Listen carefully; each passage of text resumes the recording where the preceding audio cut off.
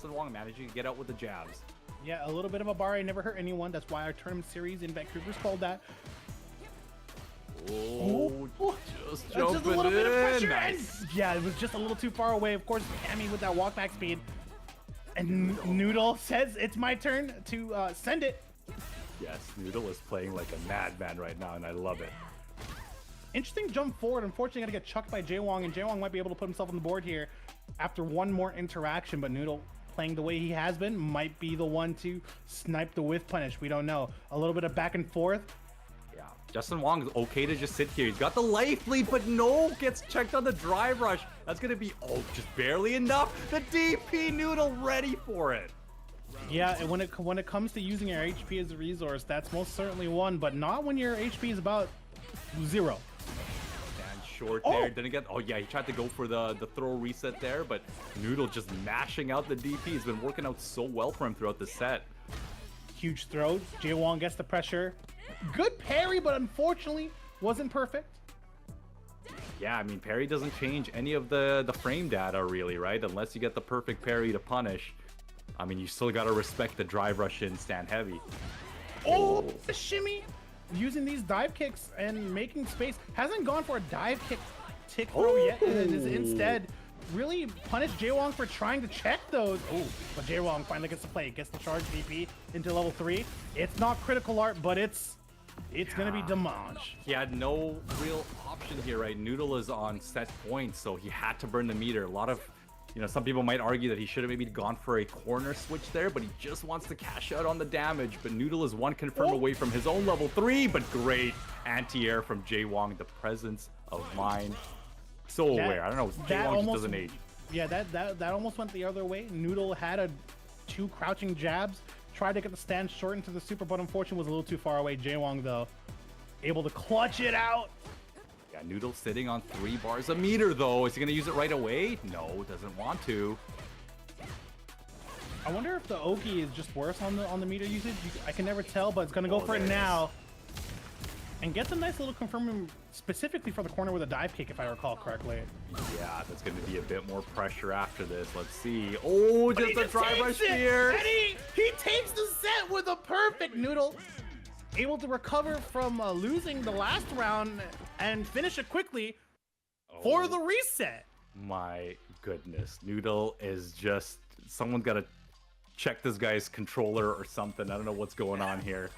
That was such a reversal there. 3-0 against Justin Wong. We are still in grand finals, resetting the bracket. But what a change of pace. You know, Noodle just opting to go for a lot of reversal DPs.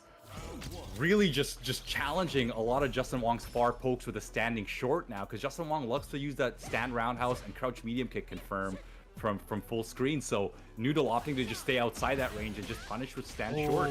Speaking of punishes, gonna get the punish in the drive rush. If we're talking about reversals though, Jaewong was most certainly shipping them to the moon throughout that last set. So, and I wonder if that's kind of like a mind game implanted thought that it's gonna come out here. Yeah. Jaewong though, resetting. Jaewong loves that stand medium kick. Oh my goodness, it's so scary every time I see it. It's a good normal, man. Yeah. I feel like Cammy can like stand fierce or something against that. Oh. Ooh. He's doing it again, Justin. Nice, good rate confirmed here. Got the corner pressure. What? A delayed uppercut? Are you kidding me, Noodle? That's the layers, man. You know that they're gonna send the DP. They'll DP a little bit later after they're done baiting. Jaewong though takes round 1, and the pace has slowed down considerably. Yeah, both players opting to respect each other here. A lot of neutral. You can see nice. Wow, just ready for the anti-air here. Great DP, man. Yeah. Ooh, backdash. Oh, look at that Noodle trying to go for the back throw there to just swap the corner positioning, but Justin Wong ready for it. Oh, they're getting some standing medium kicks of his own, and a whip punish in the drill. Tries to shimmy a throw, but Jaewong doesn't bite. Oh, great reaction. For that. He's gonna flip sides here, or he's gonna just burn the meter. Yeah, it's gonna go for the level 3. I mean, why not? He's gonna be so close to death. Yeah, and when the situation is drive rush into throw or drive rush into strike, it's gonna be hard to deal with. Oh, doesn't even drive rush. Goes for the dive kick to challenge something. Noodle, unfortunately, going to be losing game 1 here to Jaewong on the reset. So A good, dangerous that bet. spacing check. That spacing check with that stand short. So good. Justin Wong just ready to challenge. Yeah, we've seen Jaewong kind of adjust, was able to grab some really good whip punishes on dive kicks, actually. So Noodle's going to have to start regulating when they choose a dive kick, walks into a crouching medium kick.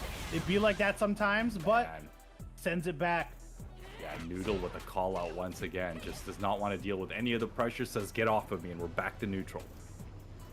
Had a solid challenge, but unfortunately just could not confirm the combo. Does get the corner, though. Oh, yeah, ready for the jump back in the corner. Yeah, it's funny, actually thinking, because as Cammy as a character, you can't dive kick on the jump back. You gotta jump forward, right? Or jump neutral? You do, yeah, you do have to jump. You cannot jump back and dive kick, yeah. You can't even neutral jump. You have to, it has to be a forward jump. Oh, boy. Yeah, there's a lot of pressure going on right now. It's a Oh little bit boy, scary. look at Justin's style. I love this. Once he feels a little bit good on meter, but Noodle getting the opening. I was about to say that Justin just loves to make that space and says, hey, you come to me. I'm just going to react to what you're going to do, and I'm going to punish you. Okay, one throw here. Noodle just going to need to finish the game, and that's the round. Yeah, the meaty stands strong to take it there. Noodle doing a great job finding openings here. Oh, just a little too early. Yeah, just a little bit off the spacing. And honestly, the meaty drive impacts have been paying off dividends, but unfortunately, getting a little exhausted, a little tired, missing your timings, it's gonna cost you. Oh, two yes. jacks Too reacts. Oh, okay. Justin Wong wanting to keep his meter. I think he could have gotten a bit more damage off that, but still okay with it. That's going to close it out for Justin Wong. Both players sitting with 3 bars of meter here, going into the last round. I think Jaewong has noticed that Noodle is definitely okay to put out those DPs, and is just gonna punish him for putting it out there. Gonna use the meter early, get the damage, and start building up more meter. All positives in my book. Yeah, no, I love it. I mean, there's a chance that he might be able to gain another meter throughout this round, and if he's burnt out, that extra bar of meter is everything in this game when you're burnt out. Oh, the crouch. Strong whiff, but we've seen Noodle do that a lot. No! He didn't charge the twice now. Yeah, he didn't charge the cannon spike.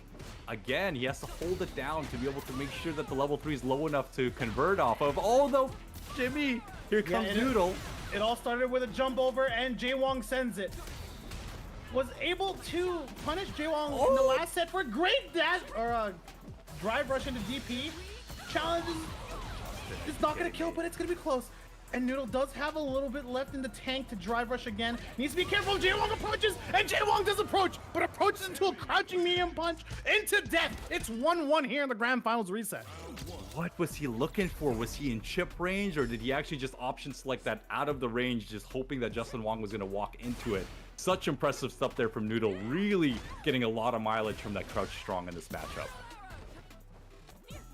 Oh, wow. Wake up, walk forward, throw. If you're tired of getting shimmied in your life, just wake up, walk forward, throw. They can't shimmy you if you chase them. Oh, he got the damage from Justin. Gets the throw pressure here. Just needs one more. And Noodle knows that he only needs one more. Looking for the jump. Great reaction.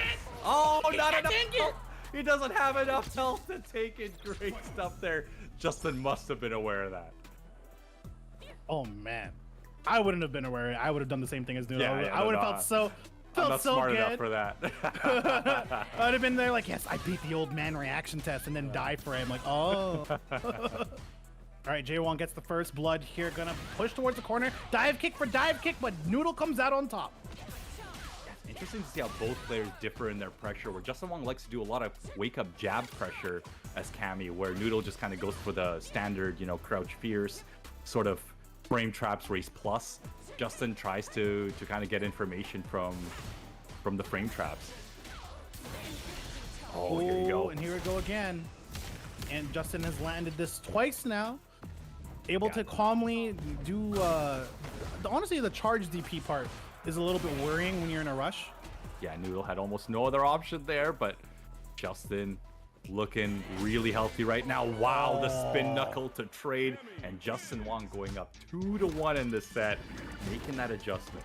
Noodle actually had the right reaction to challenge, but unfortunately, twice now just has not had the HP to trade in that regard.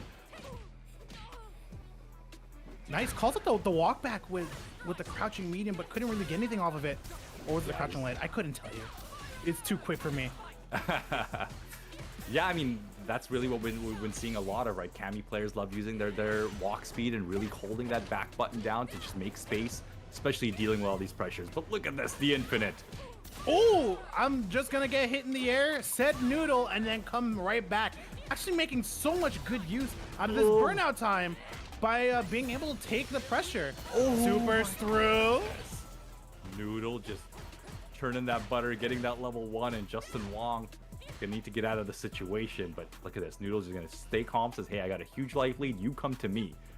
You're in the corner.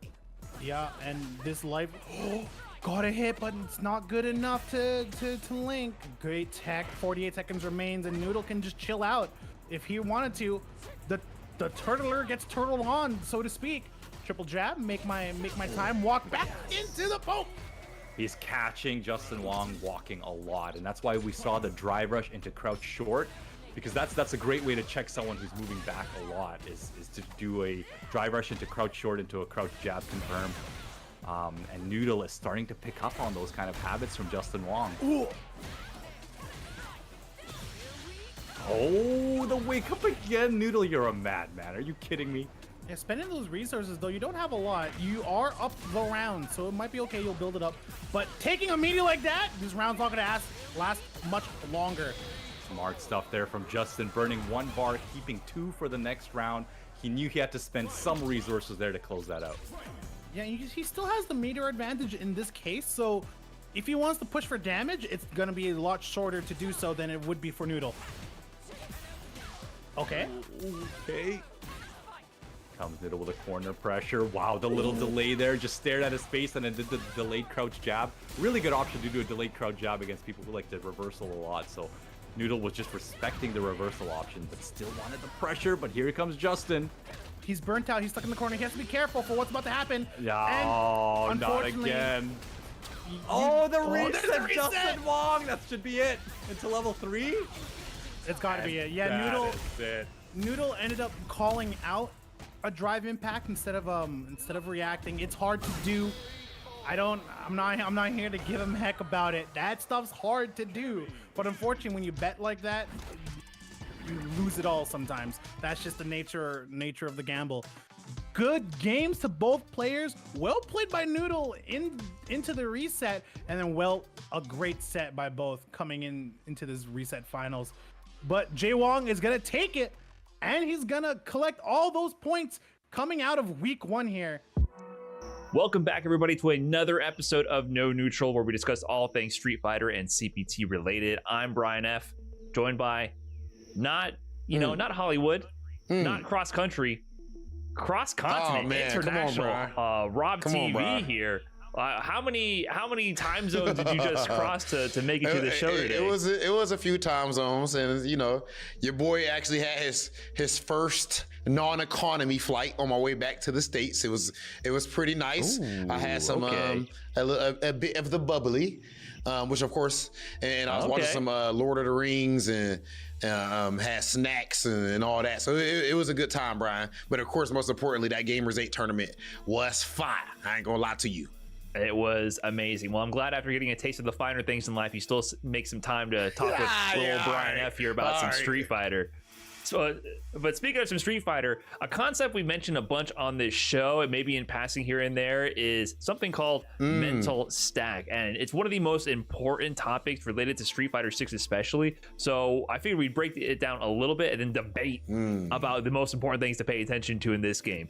So mental stack, I think my take on it, it's just the stack of options that you have on your mind. And you might have things that are near the top that you pay the most attention to, and things near the bottom that you don't pay attention to at all relatively, because believe it or not, even the pro players are not inhuman computing machines who can react to everything all at once. You're only actually able to react to things that you are predicting, and you can not be able to react to, a damn truck heading your way across the block if you're distracted enough focusing on something else, right? So what you're paying attention to really heavily influences your reactions. And that's why when you see someone who's able to whiff punish a poke really effectively, able to anti-air a clutch jump in or react to that DI, it's because they chose in that moment to prioritize a few things that included that option at that moment, and they were able to react to it in time. So if you're wondering why you can't anti-air, it's not because you have bad reactions, it's because you're too distracted by the million of other things that your opponent may be doing, especially if they're playing like a madman and jumping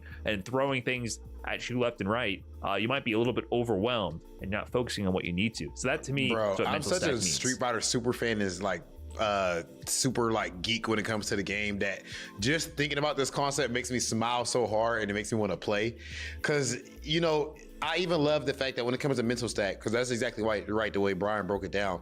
And I want you guys to also know that at the highest level, what we're doing is your mental stack is changing rapidly depending on where you're at on the screen. It changes depending on the resources.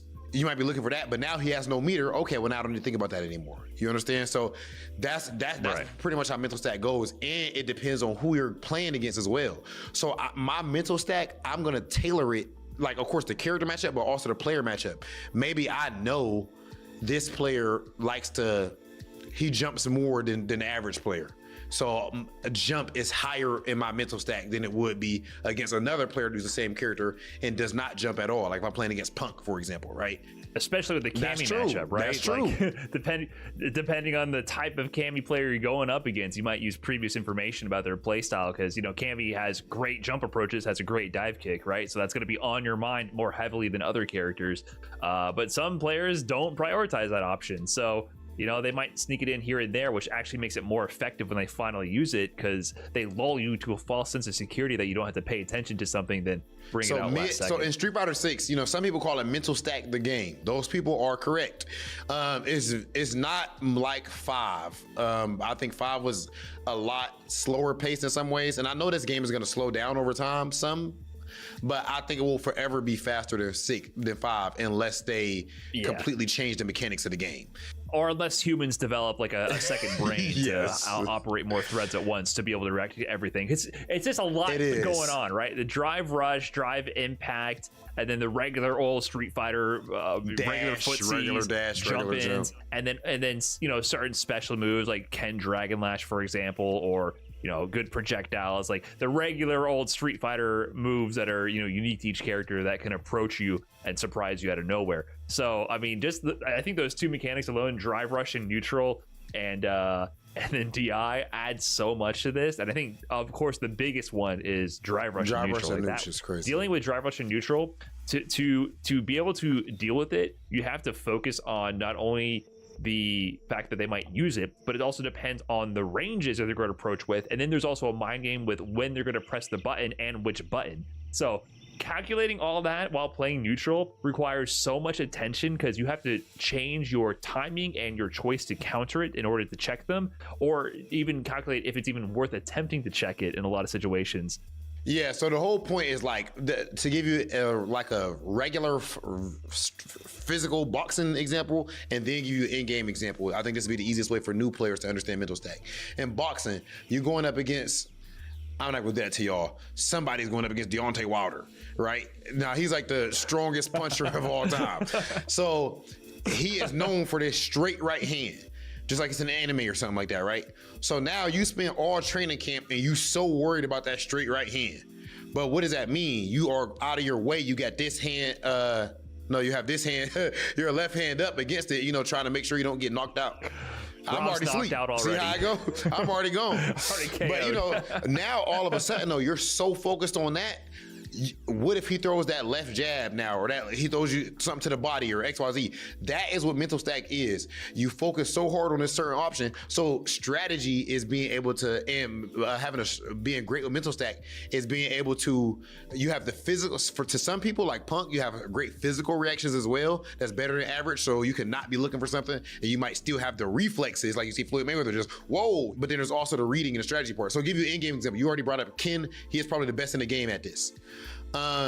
Ken in neutral, if he does Dragon Lash, as we saw Kakadu do at Gamers 8. You could perfect parry, you could drive impact on reaction, either one of those. But you got to be looking for it. It's too fast for you to not look for Dragon Lash and then just react perfectly like that with a drive impact and get a maximum punish. But now you looking for that Dragon Lash, but when you're looking for Dragon Lash, he still might be able to, he might drive rush, which is fast too. So now you got two options. Now that doesn't include, he might jump at you. You need to anti-arrow. That's three things you have to look out for. And then let's say you have a super cocked or something like that. Like your super is cocked and ready to go. And you want to you buffering your super to try to punish his fireball whenever he does it. That's four options that you're looking for right there. So a part of being a super high level Street Fighter player is being able to say, it's not being able to say, oh, I'm so good, I'm gonna react to 5 things or 10 things at once. No, it's being able to say, this guy right now is only gonna do this, this, or this. Right, because in the middle of all that, what he does is he just walks up and throws you. Yeah, you know, you're looking for 5 things, and then he pulls a Daigo, which Daigo did it just this past weekend. You know, classic full screen. That was Daigo. I'm just gonna walk Daigo up versus and throw DJ. You. Right, exactly. So that happens all the time. Once they realize you're looking 5 different ways, your eyes are more than cross-eyed at that point. Just walk up and throw. You know, the slowest option, but you're so ready for something else that you're not prepared to look for it. And one interesting thing I think about this, though, this is where I'm kicking into the higher level right now, Rob. I want to ask you about this. We saw Kakadu demonstrate at Gamers 8 how powerful parry can be. I think you talked about strategy. We had a little bit of a disagreement about strategy regarding that. However, I'll give you some credit. I think there is a strategy behind why he got more perfect parries in that set than we've seen in the past 2 months of Street Fighter 6 as a whole. And I think perfect parry and parry in general is a great way to react to more things and lighten your mental stack load because you can do it late. So you mentioned the Dragon Lash example. There's certain moves in this game where if I'm dialed in focusing on that, I say I'm going to react with DI because I want to get the big punish and really punish that option. If I see Ken about to, and then you know, he kind of leans back a little bit and flies at you with that kick, I'm like, there we go, DI. Finally, I paid attention to it. But Ken, there's too much going on, like you mentioned before. But parry, perfect parry, you can do way later. If you're late on a DI on Dragon Lash, they'll recover and counter DI you and kill you for that, right? But parry, it has to happen within 2 frames of the move actually connecting with you, which means you actually have more time to react than with DI. And also, parry will defend against DIs as well. Yeah, it's a complete counter option things. It catches tons of options and gives you a bit more time to react. The inverse of it is, of course, you have way less reward. If you counter a DI with a DI, you get huge combos and you take a lot of their drive meter. If you regular parry a drive impact, you don't get anything. You're +3, like you can move first, but you just survive the interaction and you get a turn. If you perfect parry a DI, you get a decent combo and you take some of the drive meter, but it's scaled heavily, right? You're not going to do big damage. The risk is lower too, though. But the strategy is in your mental stack. If I say, let me forget the DI option, let me just parry option, it's faster, it's less risk, and I can still get some reward. So it improves your mental stack load. And then maybe if you become a god of the timing like Kakadu, you could end up getting 32 in a set and then actually use that to give you a lot of momentum and screen positioning to win, you know, the biggest grand finals of all time. Right? Analysis, so I think, bro. I think we're going to see a lot more players in the corner who say, I'm going to forego trying to react to DI with my own DI and just focus on parrying, because parrying just beats more things and is easier on the mental load. Because we did see Kakadu at least once or twice drive impact Dragon Lash, but it was like 1 out of 1,000. Out of everything else, he only did perfect parry. So that does directly show his strategy, like his mental stack, I should say. The fact that he kept doing that when he could get more damage for DI means that, as Brian's saying, he's not looking at that option as his #1 thing. And I think one thing we haven't brought up yet either, Brian, is the difference between, we only touched on it slightly, but how it differs tremendously depending on where you're at on screen. When you are in the corner, the main thing that you think about is drive impact when you're on defense, because you have to. The reward is too good. If you block a DI, you get wall splatted into a full combo. Now, that means that now when you're in the corner, this is why being over there is so bad. And everything, oh my God, I love fighting games. Okay, so now you have to think about drive impact first. Then if you still got to think about if your opponent is going to jump at you. And now it's harder for your opponent to even jump in themselves into the corner with the new way they made the game. So jumping against somebody in the corner is even stronger than it used to be. It's So much stronger before now, in Street yes. Fighter V, you jump, you put yourself in the corner. So now that's extra strong. Somebody still can drive rush at you, which if you don't check it, they're still +1 block. If you do get hit, you die. And the risk reward matters for that. That also matters a lot when it comes to mental stack, because before maybe you didn't react to this certain thing in mid screen, they only got this certain combo. Now they're in the corner, everything gives Oki automatically, and the damage on the combo that they're going to get is usually going to be higher because you're in the corner. So everything changes tremendously just because you're over there. And what that all circles back to, outside of mental stack, is why the neutral game is so important. Because you can't be there. Don't be there. Yes. Don't be there. It's funny, that example, though, because looking back at Evo Top 6, one of, not just Angry Bird, but Angry Bird was like the biggest person using that, Menno as well. I think they both use this very heavily. Meaty drive impact in the corner was never countered. I think maybe only one of them in that whole top 6 were beat. Like, people would put the opponent in the corner and their pace of play was so high, and then suddenly after the next knockdown they'd get up and just immediately drive impact them into the corner. Not even when they're stunned or anything, just when they could counter DI back. But the risk to them was so strong, so worth it, because they understood that they were overloading their mental stack and they're not going to look for it. And a ton of damage came from these meaty DIs from tons of players in the Evo Top 6, which is why I feel like, man, maybe parry's the wave, man. Forget trying to counter things. Just hover over the parry button if you got the macro. Hover over your medium punch, medium kick if you're doing it, the natural way. That's an interesting the strategy. Original way, and just parry. So you have to have the awareness to know what options to look for in these situations. But I promise you, you do not have bad reactions. If you're struggling with dealing with certain options in this game, it's not because you are physically unable to react at the speed that other players are able to react at. It's because you are scrambled in your brain and you haven't filtered down your mental stack to look for certain options in certain situations, and you don't have enough experience to switch between those contexts. A jump in is like almost a full second of time to anti-air. You can react to a stimuli in a full second. A drive rush, it's a bit faster. I admit it's a bit harder, but if you sat there and looked for the green light and pressed the button when you saw green light, you can react in time. But the question is, are you looking for it I'll tell you what I'm looking for right now, Brian. I'm looking to see who is going to qualify for Capcom Cup out of Central America West. All these high-level concepts that we're talking about, now that you have it in your mind, now that we just primed you, I want you to watch this high-level play, and you're going to see these exact concepts play out. I'm telling you, even as a viewer, you're going to enjoy it more, and you're going to get better as a player yourself. When he's in the corner, is he thinking about drive impact? If he didn't react, what else was he looking for right there? Things of that nature. You're about to watch some high-level Street Fighter 6, and we're going to see who is going to punch their ticket into Capcom Cup. Over $2 million on the line. Imagine.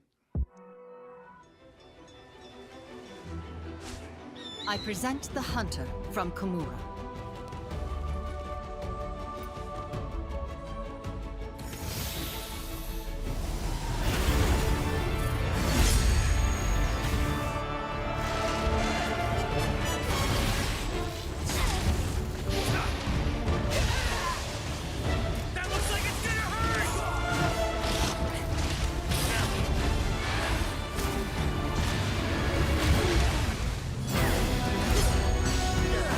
This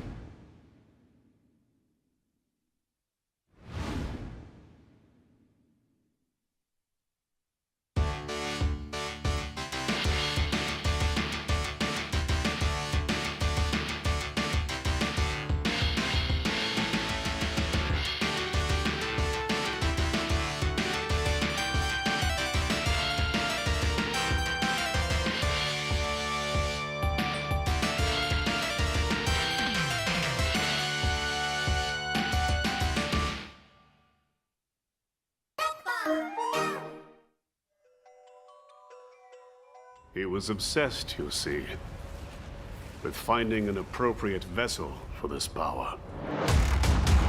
Fight with all your heart! We are supporting Capcom Cup 10 with a total prize pool of over $2 million. It's showtime, baby! Yurio takes it over Idol! All right, you ready? You don't want to miss it! Let him cook! Look at the damage!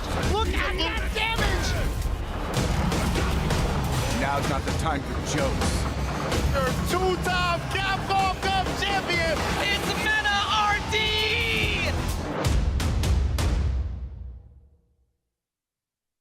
And welcome to the Capcom Pro Tour 2023. Today is the top 8 of Central America West. We find out somebody else that's going to qualify for Capcom Cup 10. Ringe, James Chen on the mic. How you doing, fam? Very wet and way more wet than we're used to being, for sure. No, honestly, we're definitely. I mean, sure, people have heard Hurricane Hillary running through Southern California right now, and that's where the studios are. And you know, before we even get started on anything, probably should warn you guys that weather affects internet. Yeah, it's a possibility that our stream might go down, but if that does happen, you'll be able to catch all of the VODs for the matches on YouTube tomorrow on Capcom Fighters. So we will make sure we will get all the content out as needed, of course. And if there does happen to be a disconnect within the match, but we don't lose internet, then we're going to buy some time real quick while we get the replays going, and then we'll be able to watch it in its entirety from there. Yeah, absolutely. So again, keep that in mind.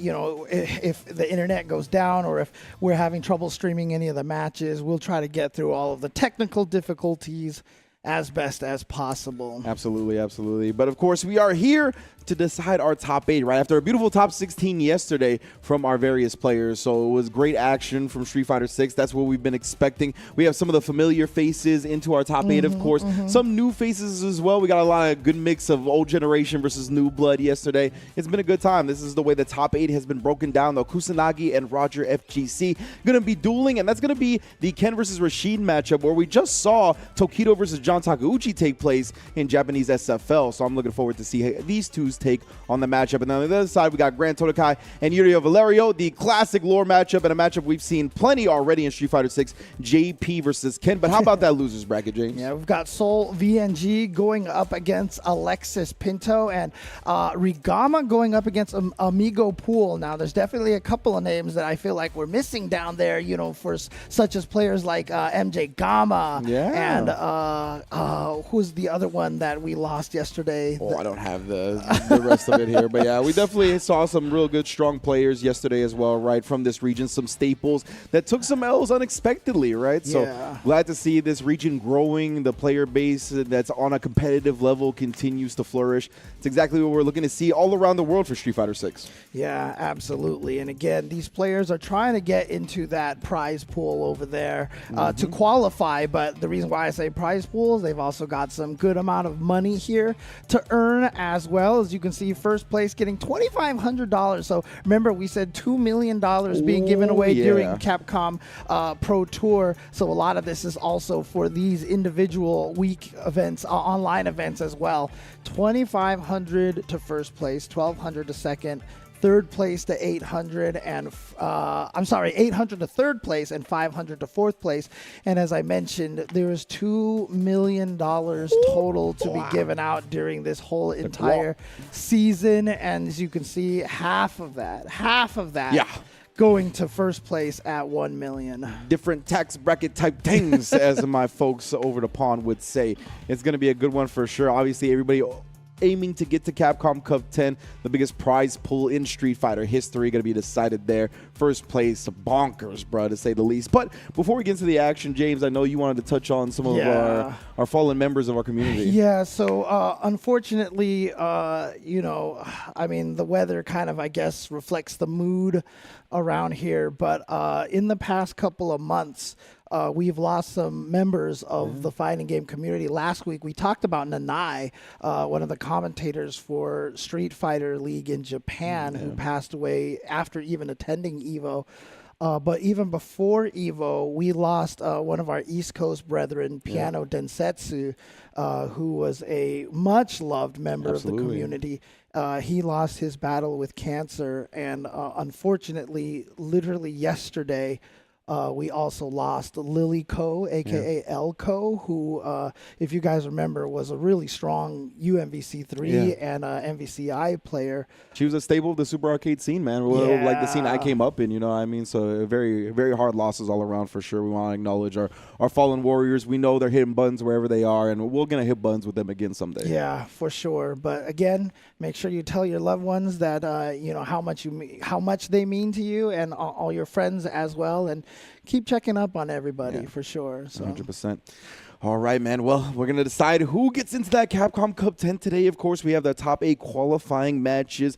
We're going to start, I believe, with Roger FGC versus Kusanagi, one I'm very much looking forward to because Rashid's new on the block, right? He's the newest character to join this competitive litany of characters in Street Fighter 6. And you can see Kusanagi, my man, been around the block, one of the top players in Mexico, if not the top player in Mexico in Street Fighter. And he's rocking Ken in this game, a dangerous, dangerous blonde, just like he did in the last game. And, of course, Roger on the other end, rocking the Rashid. That's what I talked about. And we literally just saw this matchup in the last week of SFL JP with Tokido versus John Takeuchi, where it went 2-0 to Tokido. But I'm very interested in this matchup specifically because both of these characters have a 7-frame crouch medium kick. So a lot of the time where Ken likes to bully a lot of his opponents is because they have an 8-frame crouch medium kick. It's a little bit slower. And his stand jab is -1, right? So a lot of time, if you don't immediately react with your own crouch medium kick, both are 8 frames. And if you don't immediately react with it, a lot of the time, he's the one that's going to beat you to the punch. And even if you do react with it, it's going to be a trade, right, depending on the spacing. So in this instance, he can't bully Rashid as easily as he can some of these other characters, but it's going to require Roger to be very quick on the draw. And speaking of Roger, I believe he is our quote for today in our first match. So let's see what he has to say. Since this is my first CPT event, I want it to be the first time I defeat Kusanagi in the top 8. He is really strong and has a great mental stack management. We were just talking about that. Yeah, the mental stack. Brian and Rob were obviously just talking about the mental stack and how much it means to Street Fighter 6. A lot of people jokingly calling Street Fighter 6 mental stack Fighter 6, you know. And again, Rashid is also a character that obviously during EVO, only 2 weeks old, and now he's been out for about a month now. Boy. So we are definitely figuring out how to use the character a little bit more.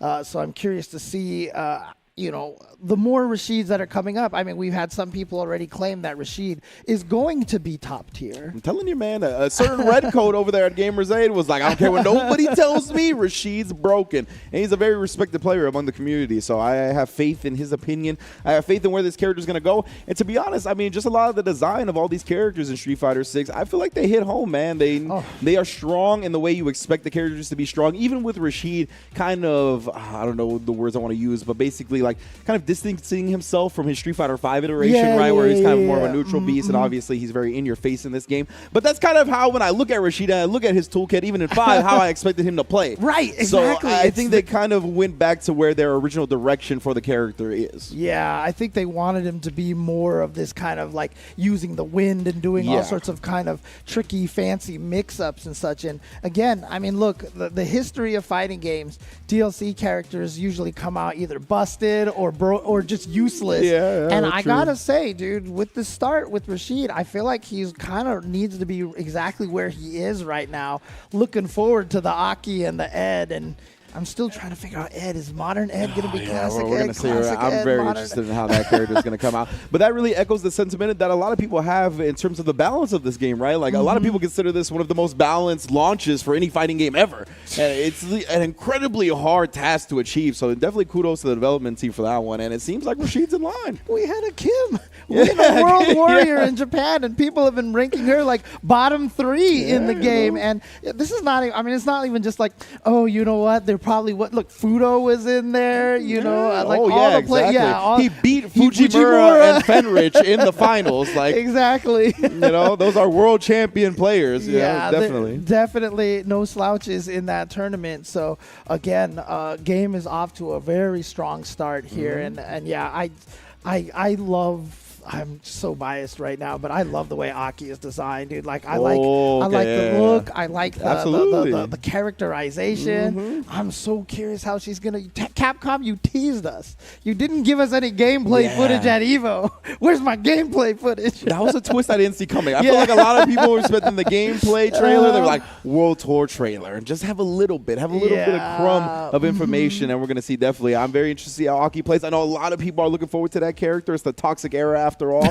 So she is going to be one to watch. I know a lot of people are looking forward to it. Oh, man. And I, definitely looking forward to our first match here. I'm sure we're trying to get the players up and running. Wrangled. So, yeah, exactly. And get them ready to go. Hopefully our internet will hold stand. Yeah, we've got no information. So if you can't hear us, we don't know that right now. They have not told us. As far as we know, everything is going completely fine. Exactly. So hopefully we'll get this match started for you guys. Again, just as a reminder, I mean, like, I don't even know if you probably can't hear it through our microphones, but like if I take off the headset. We can hear the rain plenty. Like even before. Loud, dude. Yeah, even like if you don't even have to lift the headphones off of our ears, we could still hear like a good bit of the vibrations from the rain coming in. But it does sound like we might have had some connection issues in the first match, observing.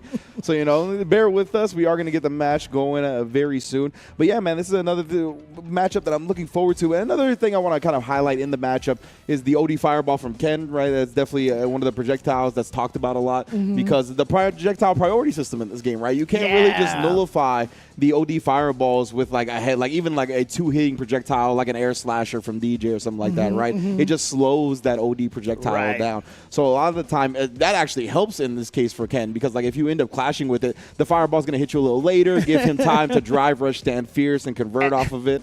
So. And normally, having an EX Fireball not knock you down is supposed to be kind of a weakness. But in this game, he's just going to combo into drive rush fierce, which I know has been lovingly called Ken's, Honda headbutt. I've seen David talk about it. Him and Jake Ryan were talking about it. No, I'm telling the whole story.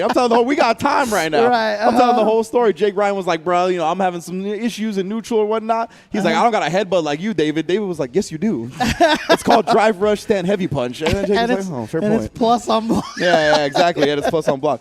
So for sure, that's something to look out for. And Rashid's might want to throw the whirlwinds, right? That's why I bring that up, is because like you can stuff the whirlwind and then it might slow him down and still get the follow up. That's something I saw play out in that Tokido versus John Takeuchi set, excuse me. But yeah, man, it's gonna be a good one. 2 explosive characters as well, right? Gonna be very fast. Gonna be attacking you from all kinds of different angles at different speeds. I'm definitely looking forward to how Rashid kind of navigates the Ken meta right now. Yeah, I mean Ken. Attacks from a lot of angles, but a lot of them is also just stand heavy punch.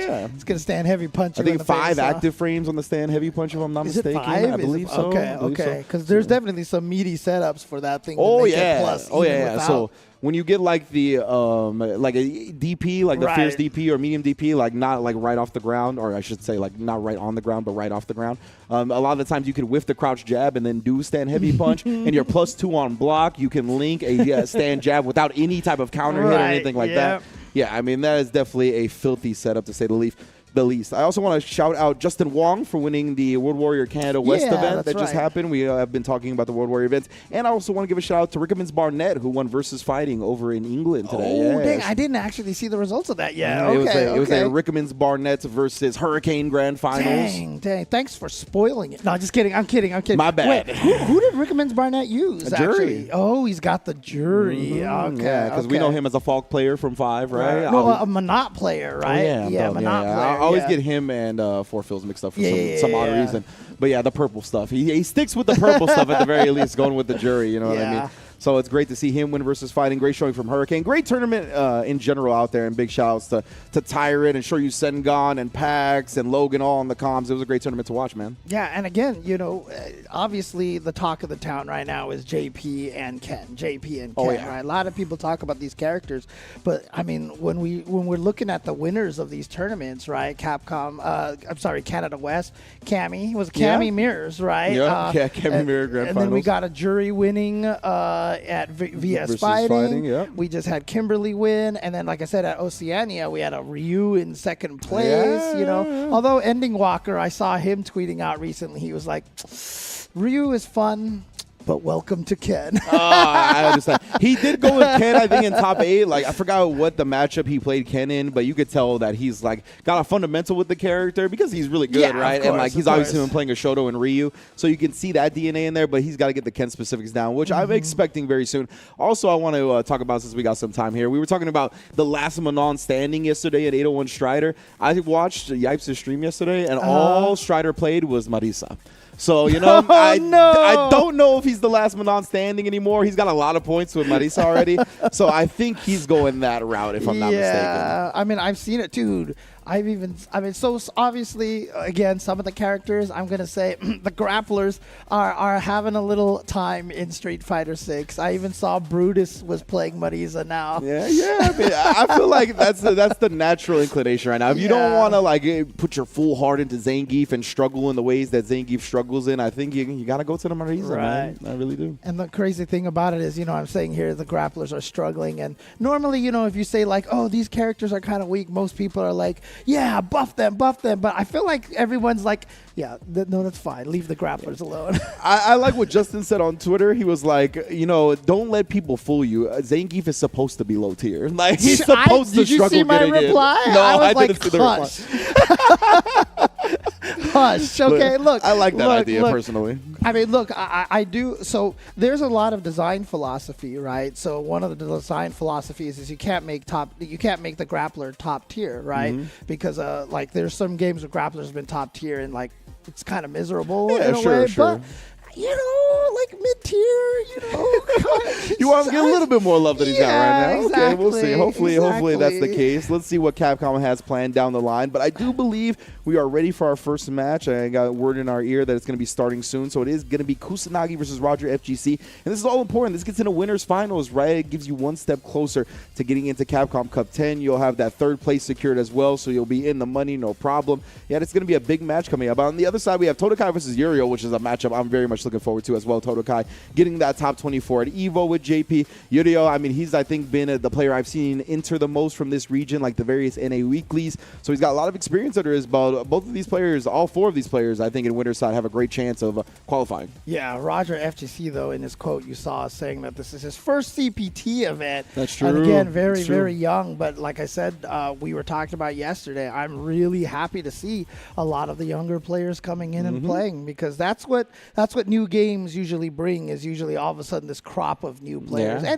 And as you even mentioned last year, I mean, even with Street Fighter 5, even at the end, the ending walkers and the Zens coming in here really young. Yeah, man, exactly. We even had new blood towards the end of Street Fighter 5, which is amazing. You would think like a game 5-6 years into its lifespan, everybody that's been playing it would have such an advantage. But my man Kusanagi out the gate. Dude, no, not bashful at all. He just came out, drive rush, low forward. He said, I'll spin 4 bars immediately. I don't care, bro. And the perfect parry to keep him locked down in the corner right now. Kusanagi, the way he's opening this one up is wild, fam. Yeah, he was like, 7-frame crouching medium kick from Rashid, huh, Ringe? Yeah. I'm just going to come in with mine anyway. I don't care. Like, I got a 7-framer too, fam.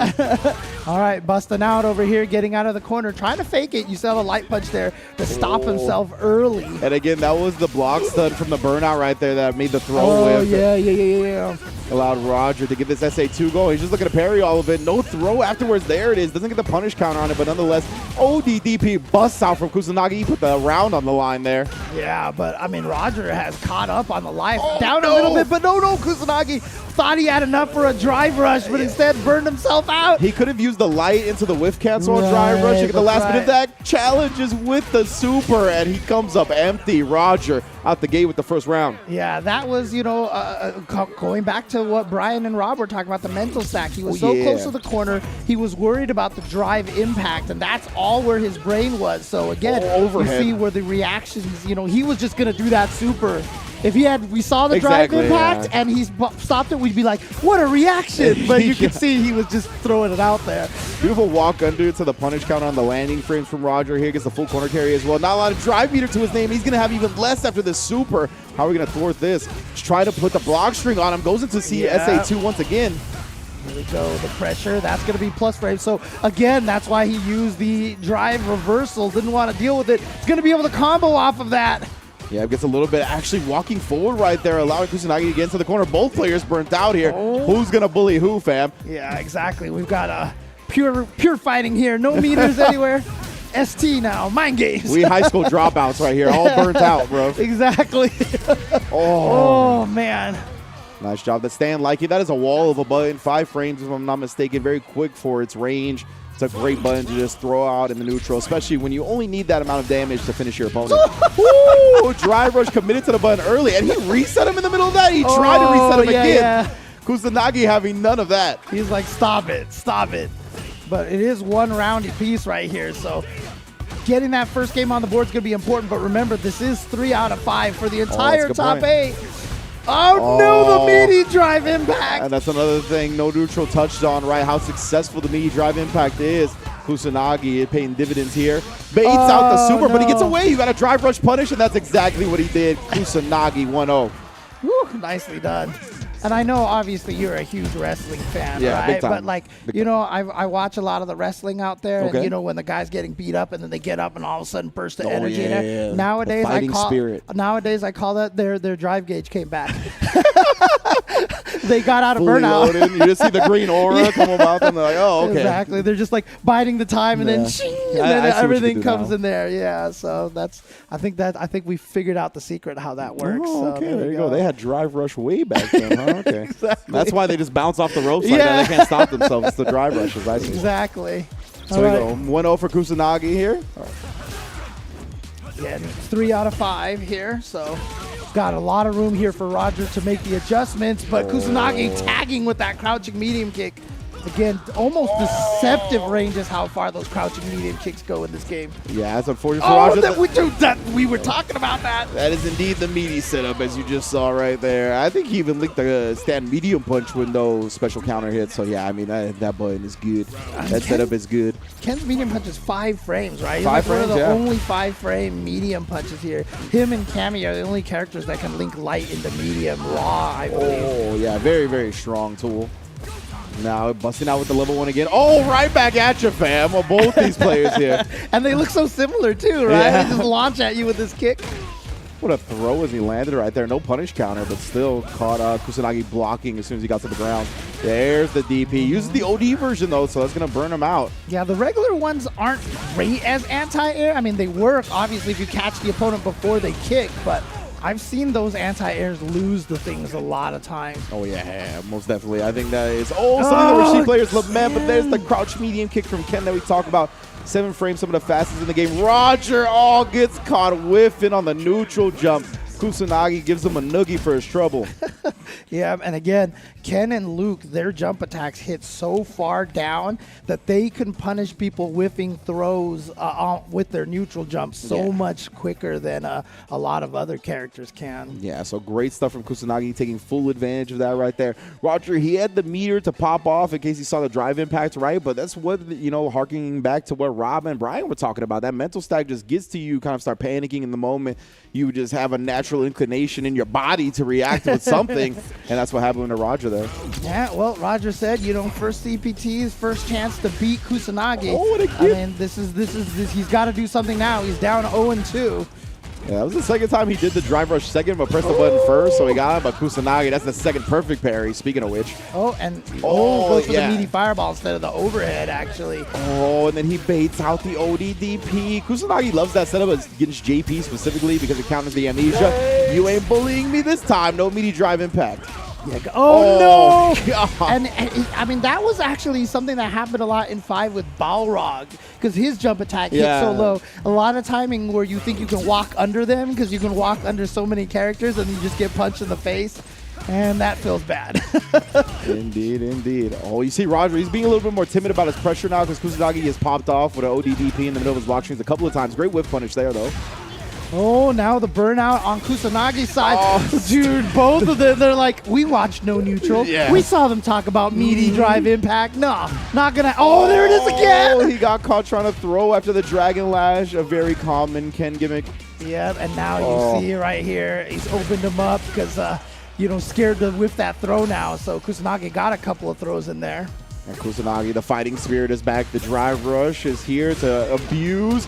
Burns out Roger in the process. Oh, you can't walk out of that, fam, especially burnt out. Pops off again for one more chance. Man, all right. This is it here. He got the Roger, but he dropped the combo. That's unfortunate. No. And there's the ODDP. I talked about the whirlwind getting out prioritized to end the set. Kusanagi, clinical in that one. What a decision to throw that EX Hadouken, OD Hadouken, because if you saw it, burned him out too. So he was confident, dude. He was confident. You're throwing this tornado right here. So nicely done. Kusanagi 3-0 over Roger FGC.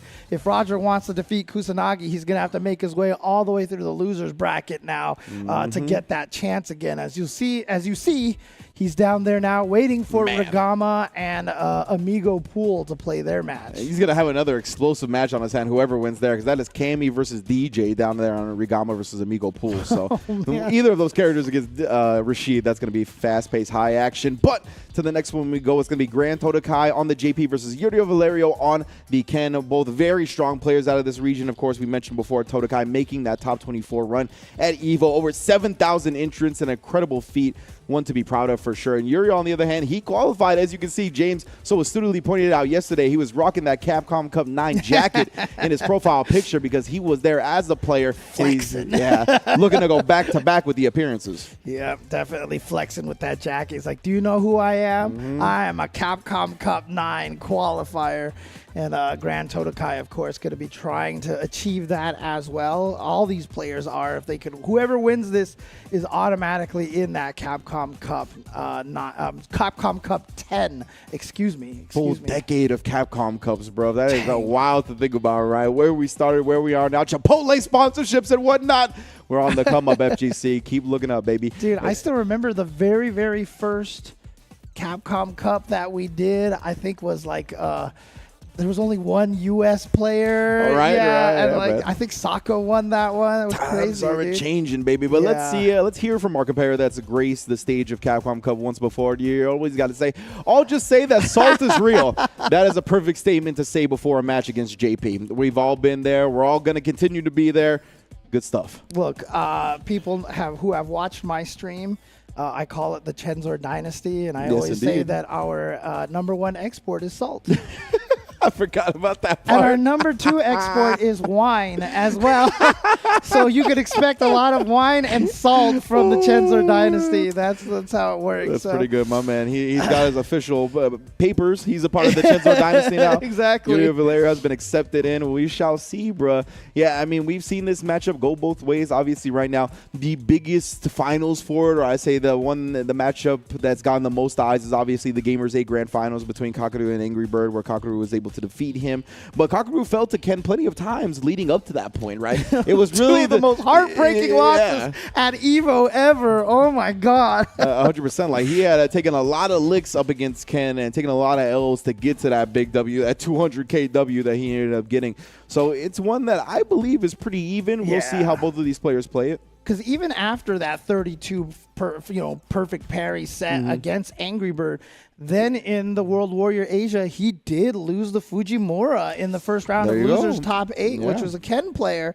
So, yeah, these two are, I mean, you said it yesterday. Capcom is making sure this lore match is what we're going to deal with here. Yeah, it could be argued that it's even a little bit Ken favored because he had to pull out 32 perfect parries to win the set, right? Right. So, yeah, I mean, definitely the mental stack could be on that side. We'll see how it plays out today, though. Yeah, a little bit of delay to the drive rush. Yeah, you see how Uriel is actually drive rushing into his face and not hitting the button as fast as possible to maybe catch Grand Totakai flinching. And Yurio, I mean, the pace he plays at, man, it's so high tempo, it's so fast, it really overwhelms the opponent a lot of the time. That's why you see this round already in his favor, but look at this, the essence of Kakaru. Grand Totakai capturing it here. Here we go. He's like, this is he tried to go for the overhead, the combo into the spike, but then the jump from Uriel is actually going to punish that overhead. And there you go, round #1 to Uriel. And that's the thing, right, is that you can get caught looking for these perfect parries. It's all about the mental stack. He gets caught right there. That might have been an execution error. But yeah, I think it was probably trying to throw one of the ghosts or something. Oh no, boy. got caught reaching. Okay. Dude, you see the he leg. was just chilling there. He like waited to see if the amnesia came out. Oh, the meaty stand medium punch as well. The combo into the crouch medium kick. Oh my God, my man said, wake up, drive rush. I put the pedal to the metal as soon as I get out the bed. I swear, every time I see Ken do that drive rush heavy punch, I'm always like, he's too far away to combo, right? And then crouching medium kick is like, hi. My man, he's rolling with Bow Wow. That's a Tokyo drift into the stand there, Fierce Punch, bro. Oh, man. Now I have the song stuck in my head. Fast and Furious. It's a class. That is also a classic. Nice job man. with the parries, though. He's not letting his drive meter get chipped away for free. Oh, I like that idea. I mean, obviously, yurio could have probably blocked it at that point. No. That counter hit starter on the Dragon Lash. Crouching so he can combo with the Dragon Lash. Great recognition there as well. Oh, doesn't try to parry in between these. Oh, but he does drive impact the next sequence. Get your Jinrai games out of here. Okay, no side switch combos for Grand Totakai. Gonna stay in the front here. Nice! Has that sequence. Oh, he didn't go for the EX spikes. I thought maybe he'd go for the EX spikes to get another spike afterwards. There you go, though. He ends up using the OD Ghost to blow through the projectile of Yurio. Put a round for him on the board. I want to see the command throw. Oh, okay, maybe he just likes kicking the fireball. I don't know.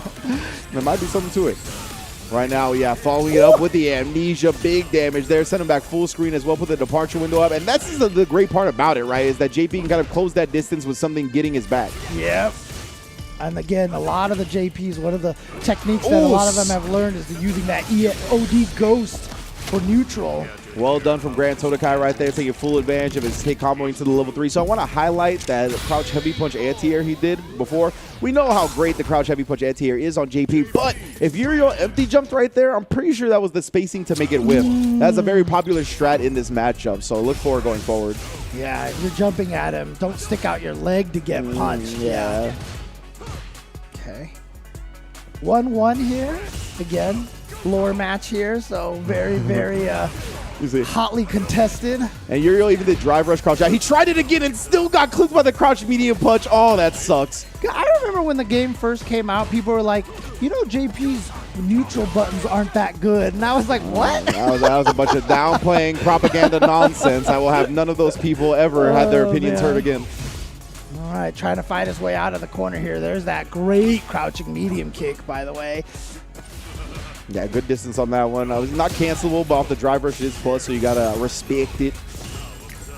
Now full screen again, so he has successfully fought his way out of the corner here, trying to keep Yurio from getting in there. No one's really in any danger of burnout here, so you see them both just kind of taking their time. Yurio's willing to parry all these things from across the screen, no problem. Yeah, he's trying to find his moment to get in, and as soon as he does, OD Amnesia is going to make him respect. I want to see the command grab. And even if you don't get the hits off of the Amnesia, the fact that it stops the opponent is so powerful, but what a drive impact choice there. Oh, level 2? Not even going to level 2 yet, and it actually gets the run Dragon Lash. So he might be dead because he didn't go for that. Is this going to kill? Oh, not leaves quite. him on life support. Uses the OD Fireball to get through and then combos into the level 3 Grand Totakai with a perfect bet right there. Cash it all out. Put yourself up in the set. Man, I mean, obviously not a lot of health for that level 3 to drain, but take that round. Take that round. Yeah. In that moment when you get that hit, just execute what your hands are going for. You know what I mean? Sure, there might be a more efficient route, but the most important part is to not drop that. Yeah, exactly. All right, trade right there. Oh, again! Tries to move like after. That was a great confirm from Yurio as well. It looked like he went straight crouch medium kick into drive rush cancel. I like it. Expensive, but he got the corner carry out of it.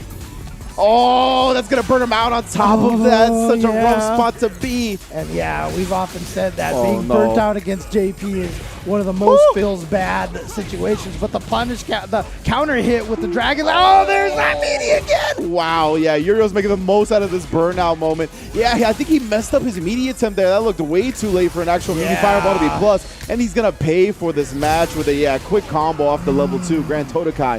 2-1 in the set. Yeah, so nice that he can do 3 or 2 at that point in time, but nicely done to Grand Totakai. But again, 3 out of 5. 3 out of 5, so he needs to take 1 more. And here we go. starting off with that EX Ghost right away. Again, the 2 hits and the instant hit of it. So good at pushing the opponent back full screen. Again, that might have been another instance where the empty jump could have served him. I'm not sure. Either way, he's not trying it right now. Oh, holds the parry. I'm telling you, get the command throw in, bro. He's been parrying all the projectiles. Oh, the drive impact that actually got the punish counter. A lot of the time, people are able to land and the drive impact back, right, as we get this cool little freeze frame.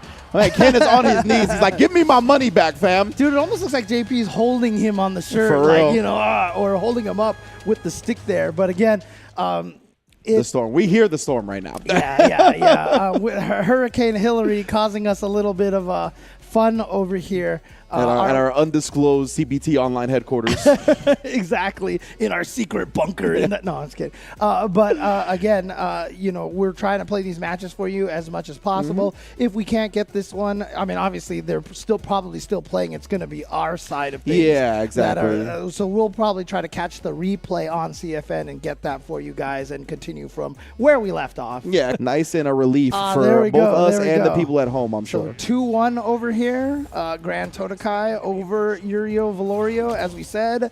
So let's see how this one played out. We got partway through this match over here. Yeah, exactly. So I think we froze like right when JP hit him with something, if I remember. Oh yeah, I remember being like, I wonder if that would have been empty jumped and not anti-aired if he was empty jumping. Yeah, he but was yeah, like, it was around this moment. I right believe. here, like we had frozen like right somewhere around. Oh, nice check though. Regardless. Yeah. Oh, that's right what there. it was. Yeah. Now we remember. Yeah, the drive impact, because we were going to point out the fact that a lot of time you could land and drive impact back, but that was the sweet spot where Grand Totakai got the punish counter. Oh, smokes him as well, trying to jump out after the parry. Kill with that. Oh, he's going to spend it to make sure. Spend it to make sure. Perfect KO. So Grand Totakai is like, yes, this was the last game. Let me show you. Bro, the throne of spikes. That is one of my favorite win poses in the game for sure. Oh, man. But, yeah, Uriel definitely has something to say. Oh, look at that. Trading with the OD projectiles. But there's that crouching medium kick drive rush cancel. But that just means Uriel is almost burnt out. Jumps to the other side right there. There's a gap that you might be able to DP it. Oh, no.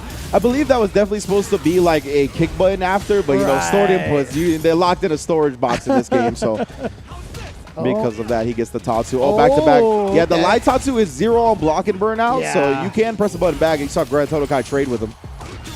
Here we go, the level 2 you got to deal. You have to hold this one. And you have no drive parry. Nah. So you got to deal with the high-low all day from those projectiles. The throw, and sure enough, Grand Totakai is going to win it 3-1. So he's going to send Yurio Valerio to loser's bracket, but that means Grand Totakai will be on winner's side going up against Kusanagi. Yes, and I believe like at the start of this, those were our two favorites to be in winners finals. And Kusanagi, of course, you know, I think it was like for a couple of years he kept finishing in second place in CPT, and he finally won one. So Grand Totakai kind of try to keep up that tradition and get back into Capcom Cup. Yeah, most definitely, right? Grand Totakai out of Panama, been holding it down for the team. Talked about Andy Enigma out of Costa Rica as well, a player we saw a lot last year in the CPTs towards the latter half of Street Fighter V. Hope to see him as well in the future. But yeah, man, he's got the right training partners because that's a Ken player. Like, Andy Enigma is a Ken player since 5. So Grand Totakai has plenty of matchup experience in this. He's going to need it because, like we said, that winner's finals, he's going to be rolling with the same matchup. Yeah, and again, you know, shout outs to all the players here. I know he talked about, well, I think it was MJ Gama who was talking about it in the interview. It might have been Totakai, but Andy Enigma, you know, having visa troubles, hasn't been able to make it out to the States as much. And again, you know, that's why we keep doing this. That's why we keep trying to build up the Capcom Pro Tour as much as possible, because we just want to get to that point where people are like, hey, I need to travel for Street Fighter 6. And they'd be like, oh, good luck. Yeah, exactly, right?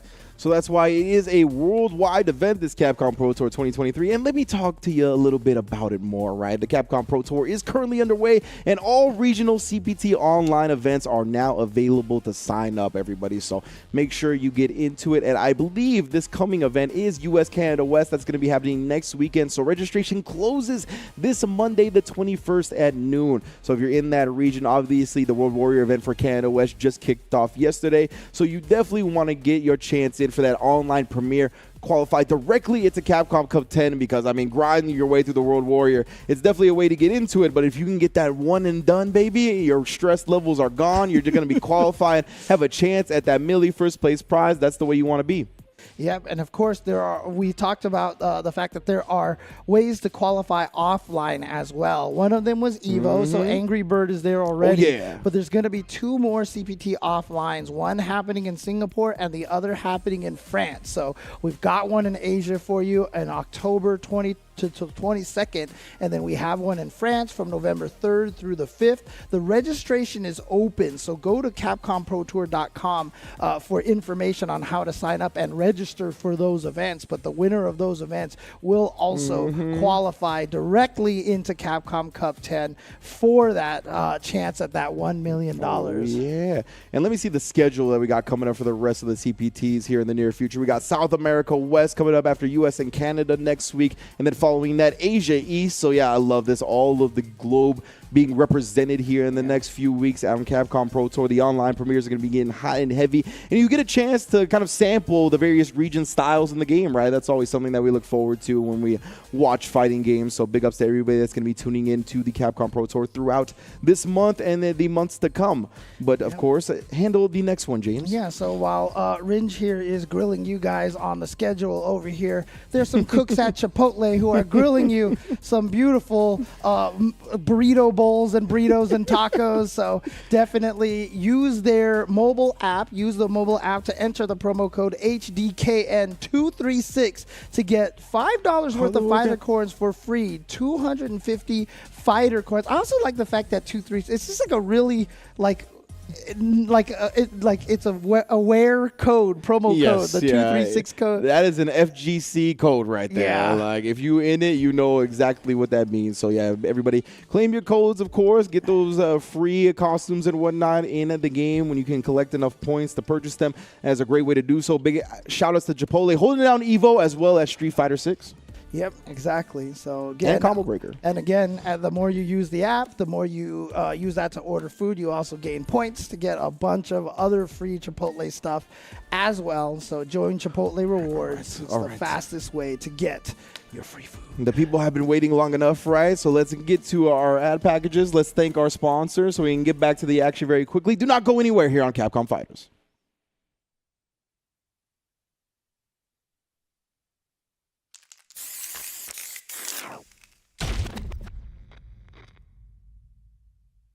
Which one of these was the herbal medicine again?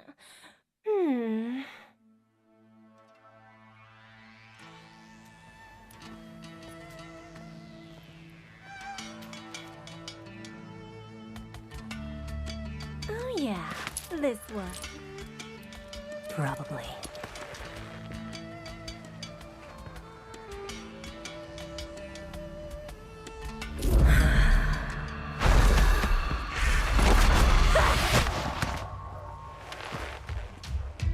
Now, here comes the airplane. Say ah.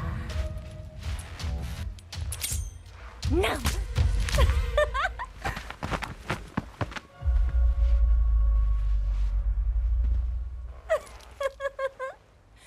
Some poisons can kill people in the thousands with that amount. Like botulinum toxin, it inhibits acetylcholine release, causing loss of muscle tone, lethargy, dizziness, visual impairment.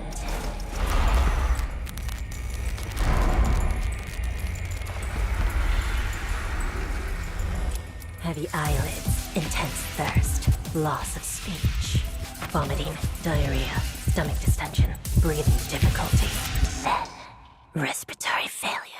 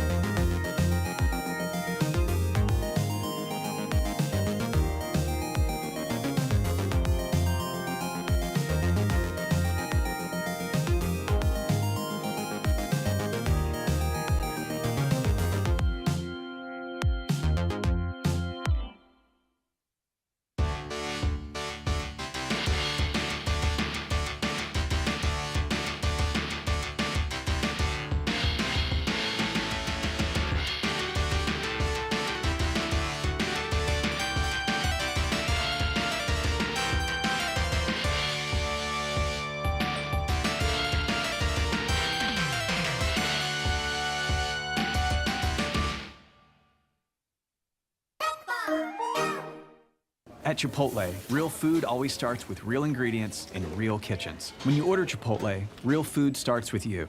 Whether it's in restaurant, pickup, or delivery. However you Chipotle is the easiest way to Chipotle.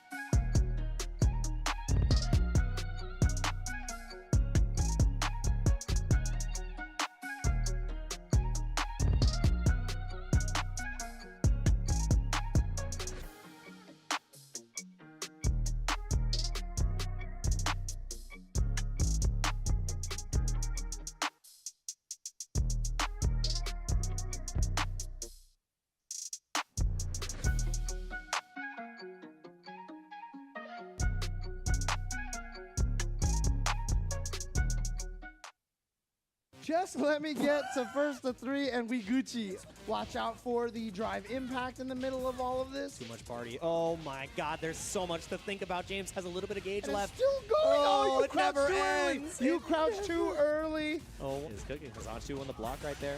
Nice. Look at it. Counter You're hit dead. confirmed. You're actually just dead. Yeah, oh it's got my the God, level 3. Travis. Oh What the my hell is? goodness. Where was this yesterday, James? Huge lead for himself, and he has been looking so strong, eating that full critical art. And there is one of Chun-Li's biggest traits. That light into the medium link is so good. Dude, it wasn't even just that. It was the perfect parry on the Sandblast that gave him the advantage, the slowdown there to get the punish. It's those tiny little decisions that make it so you can get those confirms. And Travis had it. That was a modern super. Travis, what the hell? Travis's reaction. We were actually talking about this off stream. I was talking about Phenom as one of the players. Sorry, not about Phenom.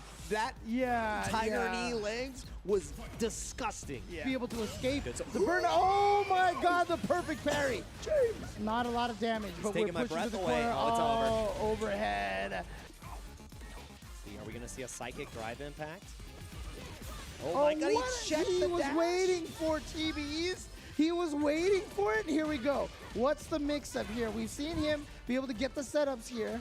But now gets the pressure from full screen. Travis is the one who has to put the initiative. Goes for the raw level 3. Dude. Such a huge commitment on the ghost. Sends it all. Most important, he's gonna get the drive gauge back here. Almost out of burnout and still But he taking the gets a corner. hit. Huge counter, but he No, drops the that's combo not again. gonna It doesn't matter. Oh, and the same thing with Crowd. What a reaction from Travis. We've been seeing the reaction earlier in the tournament. Here we go. Gonna go for the full combo. Drops it. A little bit tricky to time. nice. But he's got the burnout guy. The cross up with a down forward heavy kick. For Crown, this is the most important match of his life. For Travis Styles, it's just Sunday, man. Can Travis end the run of Crown? But Crown sitting on 3 bars. No what a reaction! way you reacted, and this is what makes a champion. Those Oh, quick he goes for reactions the and reset the instead. reset. Travis Styles, who is now the 3 years in a row qualifier from Oceania. Straight to the Capcom Pro Tour Finals. Travis Styles. And there you saw our winner from last week, Travis Styles, becoming the first online CPT qualifier from the Oceania region with that Chun-Li. Going up against the Crowns Ryu there, which looked really strong as well. But we are here to now figure out who is going to be joining Travis from Central America West. I'm James, joined by Ringe. Great to be here, man. Yeah. Great to call the action already. We have our winners finals in place, right? It's going to be Kusanagi versus Totakai. I believe that's the favorite to get into the winners finals, right? Kusanagi, obviously a staple of the scene, one of the best players in Mexico for many, many years, held down Street Fighter V, and then Totakai with an amazing top 24 performance at EVO. Both of these players looking to qualify into that Capcom Cup 10. You can see that's the way it's been broken down so far. Yurio and Roger falling down to the loser side of things, awaiting the winners of Soul VNG versus Alexis Pinto and rigama versus Amigo Pool. That's right. So we're going to be jumping to that losers round 1 first. first. We're going to start with that Soul VNG going up against Alexis Pinto. And as you mentioned, was Soul that was using the Dulcim? Or No, Alexis was using the Dulcim. Alexis was the Dulcim. Soul was the modern Luke. Oh God, Soul VNG, that's right. He's the silhouette. yeah. He will not let us know hidden who character. he is. Exactly. I mean, he's like Akuma, right? He's Mexico's Akuma, I guess it is at My this man point. said, social? No, you think I'm not going to give you my face? You think you're going to get my social? Dang. Get out of here, bro. Not available today. But yeah, the only thing that is available is these hands. That's what he's been dealing out to his opponents, of course. He's going to have to go up against Alexis Pinto, who has the Ken in his back pocket, but he was playing the Dulcim all day yesterday. And, like, modern characters against Dulcim is very interesting to me. Like that's the one that I want to see more of, like, matchup-wise. Just because, like, Dulcim has, like, these long-range moves, right? That, I mean, maybe you have a little bit more time to react when you just have one button to press. DB a limb, you know? Yeah, you know what I mean? Like, are we going to get on that level with the modern players in this matchup? That's something I want to see. But, of course, we are going to hear from Soul VNG, despite, hiding his face in his social. Okay. He So did wait, give us some words. You What have is to read it like this. Oh, okay. I do not know a Ken player could use Dulcim. I really do not know what will happen in this match. The quote actually fits that voice so perfectly.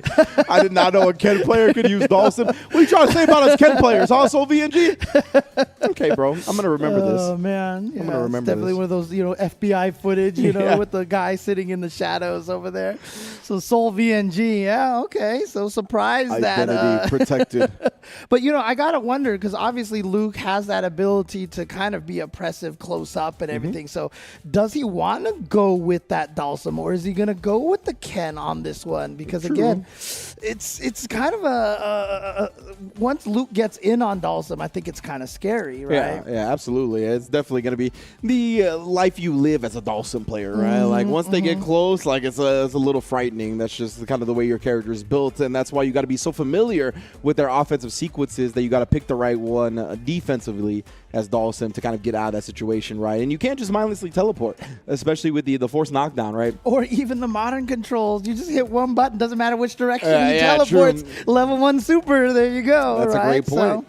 So you got to be careful of that. And some of these characters, I mean, they have like options to side switch you right off of that force knockdown. Like, that's a big thing in the Ken matchup against Dulcim, right? Is that he could jab you out of your teleport and then he links into OD Dragon Lash and you're back into the corner. Like, that's a real combo, you know what I mean? Like, you didn't even escape that. That's right. So obviously he won't have to deal with that here, but Luke will make you pay in other ways, best believe, if you get your teleport checked. So you got to be careful. But that's the great thing about Dulcim, right, is that he has so many tools, especially in this game. Like, in 5, we were like, man, Dulcim's got so many tools now. And in this game, he's got even more, right? Like, the variations on the fireballs, the ability to throw the fireball from the air now. Like, cancel the head roll into teleport. Yeah, exactly. Like, the mummy is he just has, I mean, everything that he could want. So I can't wait to see the Dulcim players really get an expert handle on the character, because up is the only I don't want to direction. fight it. I don't want to fight it. No. But I'll enjoy watching. I'll talk over it. That's what I'm excited for. Don't try to snipe me in rank, though. I'm good on that.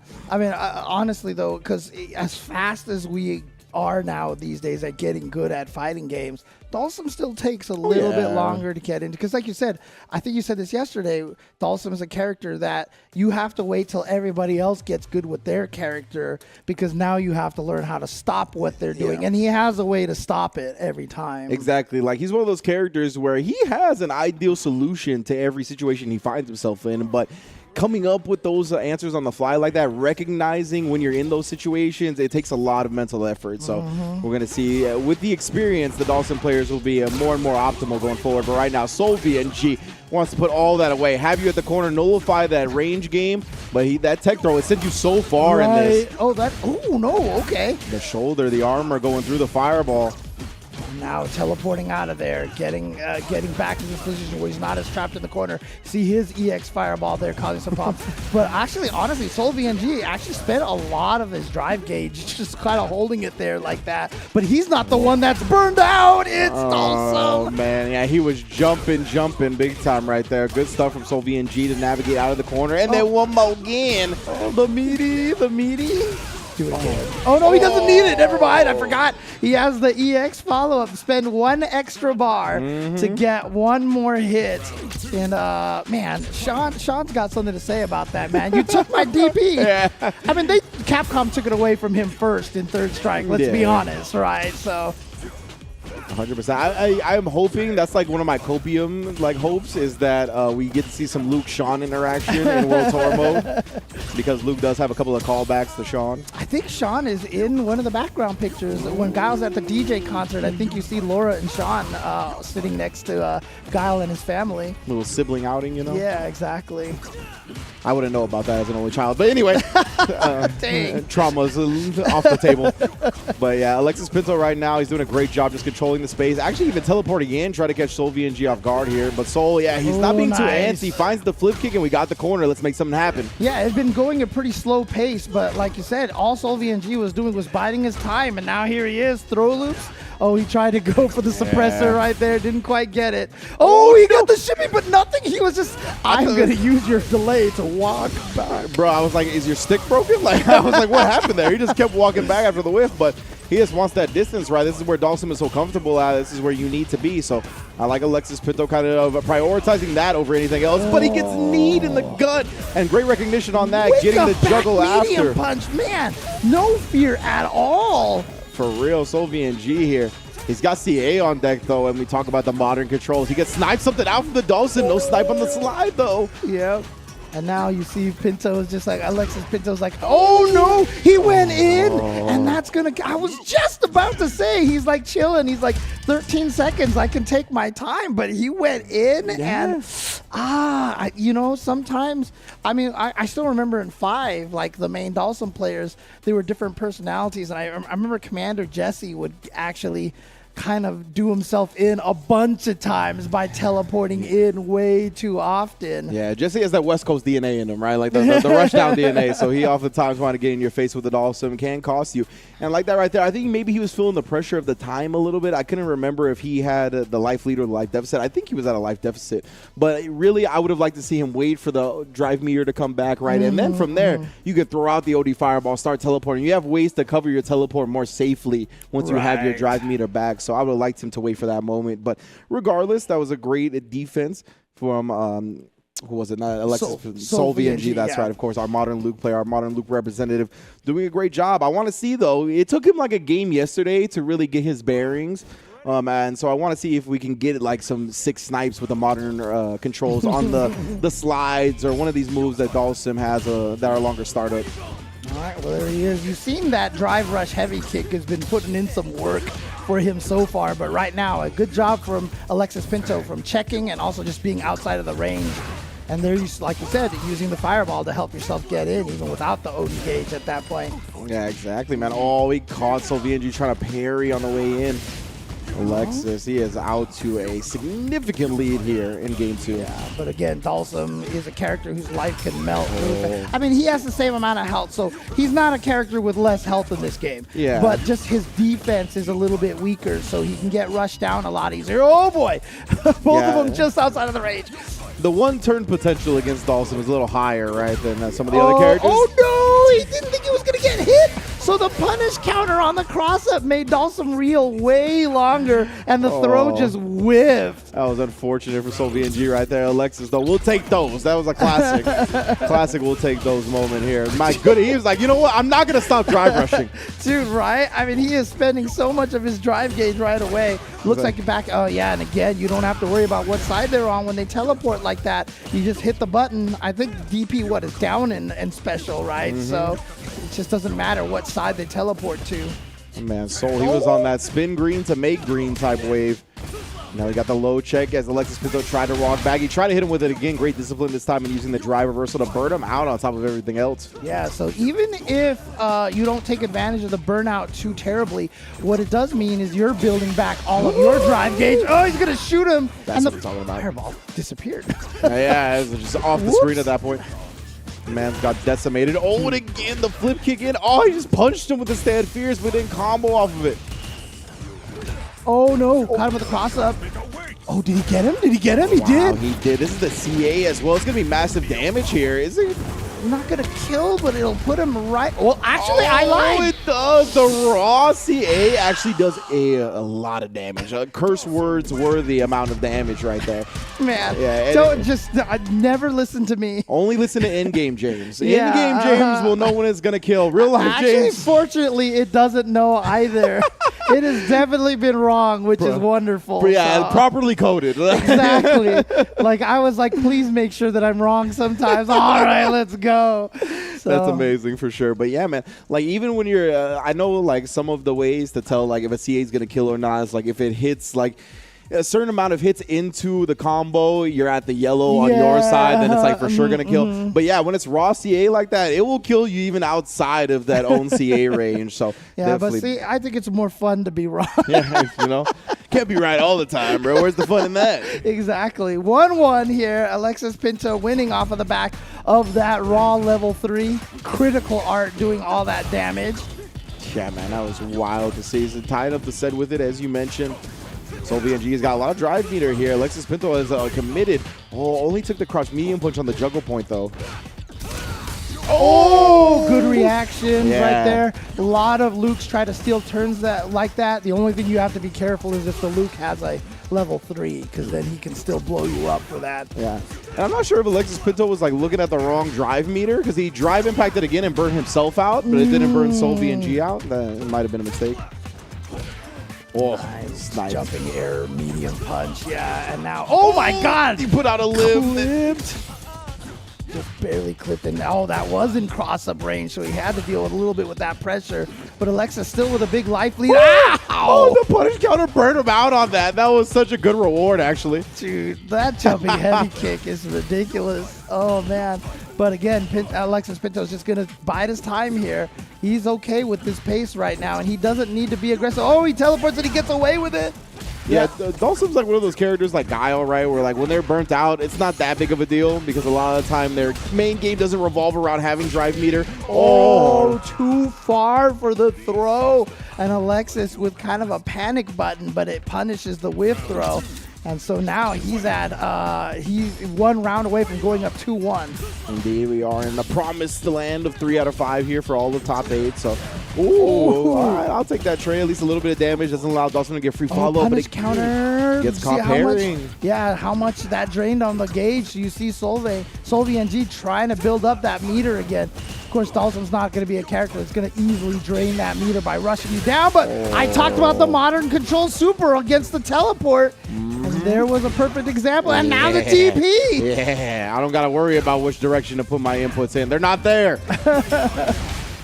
Okay, that drive reversal again, something that Dawson players like to use. A great usage of his drive gauge. Bring out the fire again, just controlling that space. SolVNG's doing a great job not being lazy about the fireballs as well, parrying every chance he gets. Doesn't want the drive mirror to get chipped away at. Oh, I like that disengaging with that upwards fireball as well, just by going forward. I'm not going to let Dawson get you into that mixed range, double up on the jump. And the Yoga Anvil's a good anti-air from that space with Alexis. He's got too much on his mental right now. Yeah, oh my gosh, that drive rush snuck right through, and look at that. He was still plus in that situation apparently, and he hits, and it is going to be a CA, but this one will be, this one's not going to kill him. Nah, absolutely not, but it is going to put SolVNG in a tough spot, right? He's burnt out here up against Dawson. He's got CA on deck though, and the modern controls, so you still can't be too reckless if you're Alexis. Even when he's floating like that, you can't just come out with a super or something like that because he still has the teleport locked and loaded in there. Oh, how did he block that? Oh, the level 3 in response to the drive impact. You can't test the reactions. Indeed, bro. You might be able to get away with that on a classic warrior, but or classically trained, but not a modern warrior, yeah. Oh, no. All right, well, that is great for SolVNG. Ties it up 1 round apiece here. Yeah, and Alexis Pinto spent his own level 3 in that last round, right? So meter-wise, he doesn't have much of an advantage either. Ooh, punish counter with the force knockdown after the air teleport. Tries to go in there. Oh, if he had been able to get that trade combo, would have been really nice. Yeah, that would have been sick. Right now, though, Alexis Pinto, some damage left on the table. Maybe could have comboed into it with a quicker button, but nonetheless, he'll be happy with the way the game's played out so far. He doesn't have too much life lost. at this space where Luke's going to have to make his way in. Oh, and then he does just that with a big jump. Doesn't get the perfect flash knuckle, so some damage left on the table again, but we got the throw. Luke's perhaps? No. Knew he was going to be holding up right there, and then the drive impact meaty. He doesn't respond to it. Perfect flash knuckle this time. Soul VNG taking the lead in the set. Again, when you are fighting a modern player, you have to remember that you can't test their reactions as easily as other players. And so I know a lot of people, in the chat are probably like, this is why Modern's broken. But the thing is, you put yourself in that position to get reacted to like that, absolutely. right? Yeah, for sure. Alexis Pinto didn't need to do that drive impact in that corner over there. He could have just slowly tried to whittle him down. And unfortunately, he did go for the drive impact, and it cost him. Yeah, when you're the offensive player in that situation, right, sometimes you're just too thirsty for the drive impact in the corner. Like, it's about, especially when it's going to win you the round, and it's just hard to say no to that temptation. That little devil on your shoulder is whispering to you, drive impact, bro. Do it. But when they got that modern control angel on their side, it's not a good look. Salvation will come. He will drive impact. Oh, man. All right, back to this full screen situation again. SoulVNG trying to build back a little bit of that. The single drive parries on the projectiles are a zero sum, so that's not going to build you any extra drive gauge. Oh, no! That's such a good button, those jump attacks from Luke. Oh, and got caught parrying on the wake up, just trying to go back to back with it. This time catches him flinching, but my goodness, what's happening? The scramble's going in SoulVNG's favor right now, and he still maintains the corner, but Alexis waking up with buns regardless. Oh, yep. There it is. Nice. And even had the wherewithal to link the EXDP afterwards. Yeah, very smart stuff from Soul, right? Every time you hit Dawson out of that teleport, you get that forced knockdown state that gives you a juggle point to follow up with another attack. Yep, exactly. Oh, that would have been such a sick whiff punish. He did get it with the fierce, but nothing behind it. Right. No cancels or anything off of that.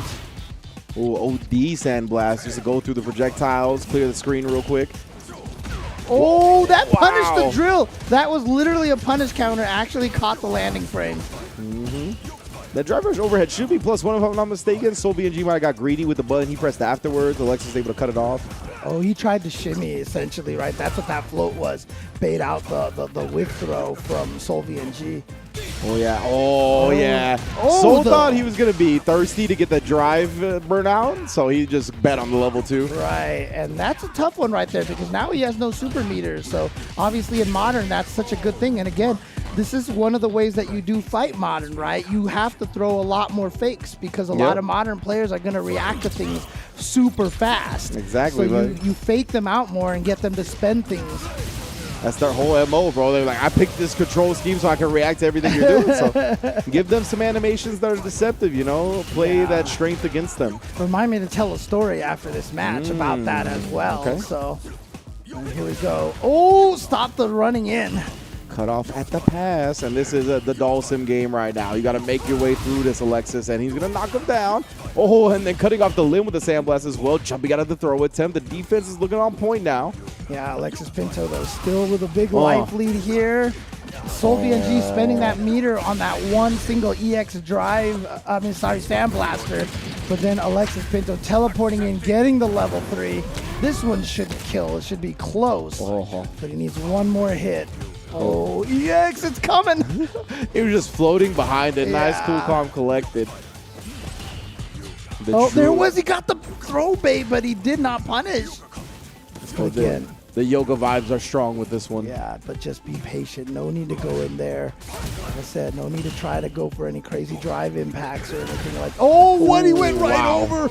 All right, that was a really cool idea. Like, he obviously dodged the fierce that way, but Alexis Pinto waking up again with that back medium kick. That's not the first time we've seen him wake up with that move, right? He just really recognizes the range that Luke kind of ends up in on some of these far distance knockdowns. He's just like, I'm ready, bro. Like, I'll press the button. I don't think he knows his opponent's not used to like meeting from that distance, right? So like, I think he's definitely taking advantage of the uncomfortable factor there. SoulVNG definitely tried to steal extra turns essentially by walking a little forward. And yeah, Alexis Pinto is like, nah, denied. So, but it's 2-2 now. It is. So going down to the last game, and again, really cool to see this Dawson representation because again, I feel like this character is going to just keep getting stronger as the game continues forward. And that boy is going to be rising 100%. Oh, no, right now, though, he might be buried. He got that quick little throw bait, big punish counter on the Fierce. Oh, wow, he got away with that. I thought he was going to get crossed up by the jump attack. All right, double parry right there, so that does get a little bit of positive. And he is jumping back on those drive rushes all the time. That's something that Alexis Pinto has to catch, like maybe go for the yoga anvil instead or something like that. Yeah, look at this. Continuous back jumps. We've seen it snipe the drill as well from certain spaces. So this has been a popular strat for Soul. It's been netting dividends for sure. Yeah, I'm not going to say Dhalsim is not a comeback character because obviously Street Fighter 5 and 6 Dhalsim is a little more, can be more aggressive. I was going to say, we saw what happened in the last game. Yeah. You'll never fool us again, Dhalsim. So here we go, got the anti-air, even against Luke's jump attacks, and taking advantage of that burnout. Yeah, you see punch from behind over there. Oh, no. And the trade right there. Again, Alexis Pinto waking up with the buttons from that distance, but this time Soul, he was just coming in with the overhead trying to get that last bit of damage. All right, here we go. Match point for Soul VNG. Again, this is loser side bracket, so whoever wins this moves on, but the loser is eliminated. What a drill! That's a way to call out a throw attempt. Yeah, it wasn't even a fully true combo, but he still got the hits afterwards, and he'll take that for sure. Yeah, it's one of the key things that Dhalsim does have defensively, right? He has a way to jump out and then immediately attack down to kind of call out opponent's throw attempts. Yeah, as much as Dhalsim players hate dive kicks, he had the first one. So, yeah, exactly. Oh, gets out of there. Very advantageous here. Now look at all the screen, the real estate he has. Oh, he got him finally with that bait into the level 1. Super smart from Alexis, too, because he had thrown Soul's parry attempts many a times there, but I thought he was going to spin the level 3, bro. Oh, he's going to spin it here. Now.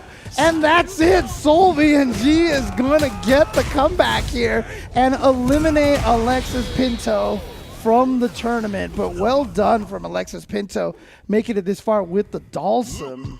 Absolutely, man. Great showing from Alexis, both yesterday in top 16 as well as today in top 8. Just came up a little bit short up against our modern warrior, Soul VNG, man, rocking the loop, making the most. Again, we talked about it yesterday. It kind of takes him a game or so to get his bearings with the modern controls and the reactions, right? He really needs some intel on his opponent to make the most of it. And once he gets it, he gets those W's flowing. So great stuff to him. Yeah. And, going back to that story that I wanted to tell. Yeah, hit it. So we all know Xiao Hai has some of the best reactions in the game. Ridiculous. Season 1 Street Fighter 5, he was Cammy DPing through fireballs all day and everything.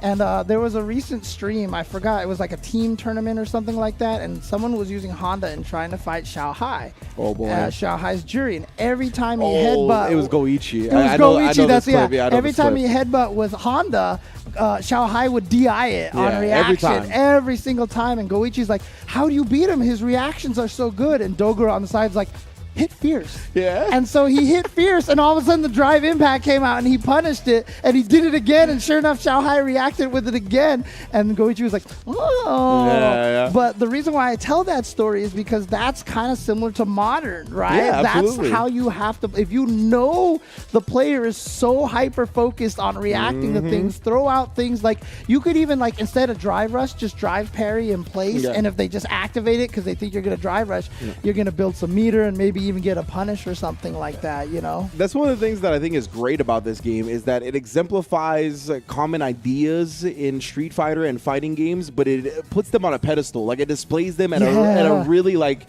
easy to understand and digestible level. Like you said, that has gone back in Street Fighter history forever, right? We always use it. Like, against people with great reactions, you whiff the lights, you get them to maybe whiff a medium or a heavy button, and then you can whiff punish that. That's just take it to the upteenth degree with something like the headbutt and the drive impact, right? So I think it's great to get people to understand, like, concepts in fighting games that permeate throughout the entirety of it. So, great stuff right there to Soul VNG. Moving on. One of the most famous ones was people would react to the slight crouching animation when you threw a fireball. Yeah, so exactly. people would actually see the character crouch and jump, which is why people started doing fireball with light kick.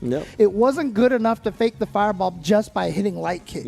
You had to do the quarter circle forward because you would see the little mini crouch that triggered people into jumping. And so that's why that became effective. The guile throw animation is the classic, right? Like, it kind of looks like his hands going to do the sonic boom. Like, Yeah, there's been like little, deceptions like that throughout fighting games. So that's another one, man. And yeah, I really love that clip. Dogoro was like, just whiff a button, bro. Watch what happens when you whiff a button.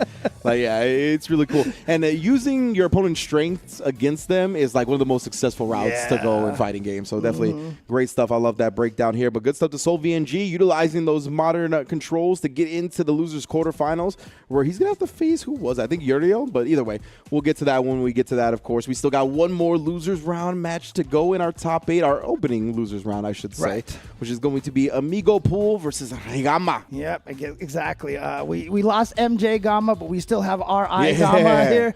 And again, both of them. Oh yeah, see, I think I also hurt Rigama's heart too with the underscore comment. See, I understand. We're underscore brothers. I'll send you the newsletter. Don't worry about it. Fortunately, there's nobody else on the planet named Jay Chenzor, so that name is definitely a very unique one out there. So. But there we go. Yeah, it's going to be the DJ versus the Cammy. Now, I mean, we joked about mental stack fighter 6, right? Yeah. DJ is like the ultimate mental stack character because he's got the feints, he's got the jumping down light kick, his drive rushes as fast as possible. Like I said, whenever I use Cammy against DJ, I get destroyed. But like I said, that might be more a me problem than anything because, like I said, it's just I have such a hard time keeping track of all the options that he has that every one of them catches me off guard. So you have to be so hyper aware. So, like, for example, if DJ tries to cancel low strong into the feint Sobat kick, right?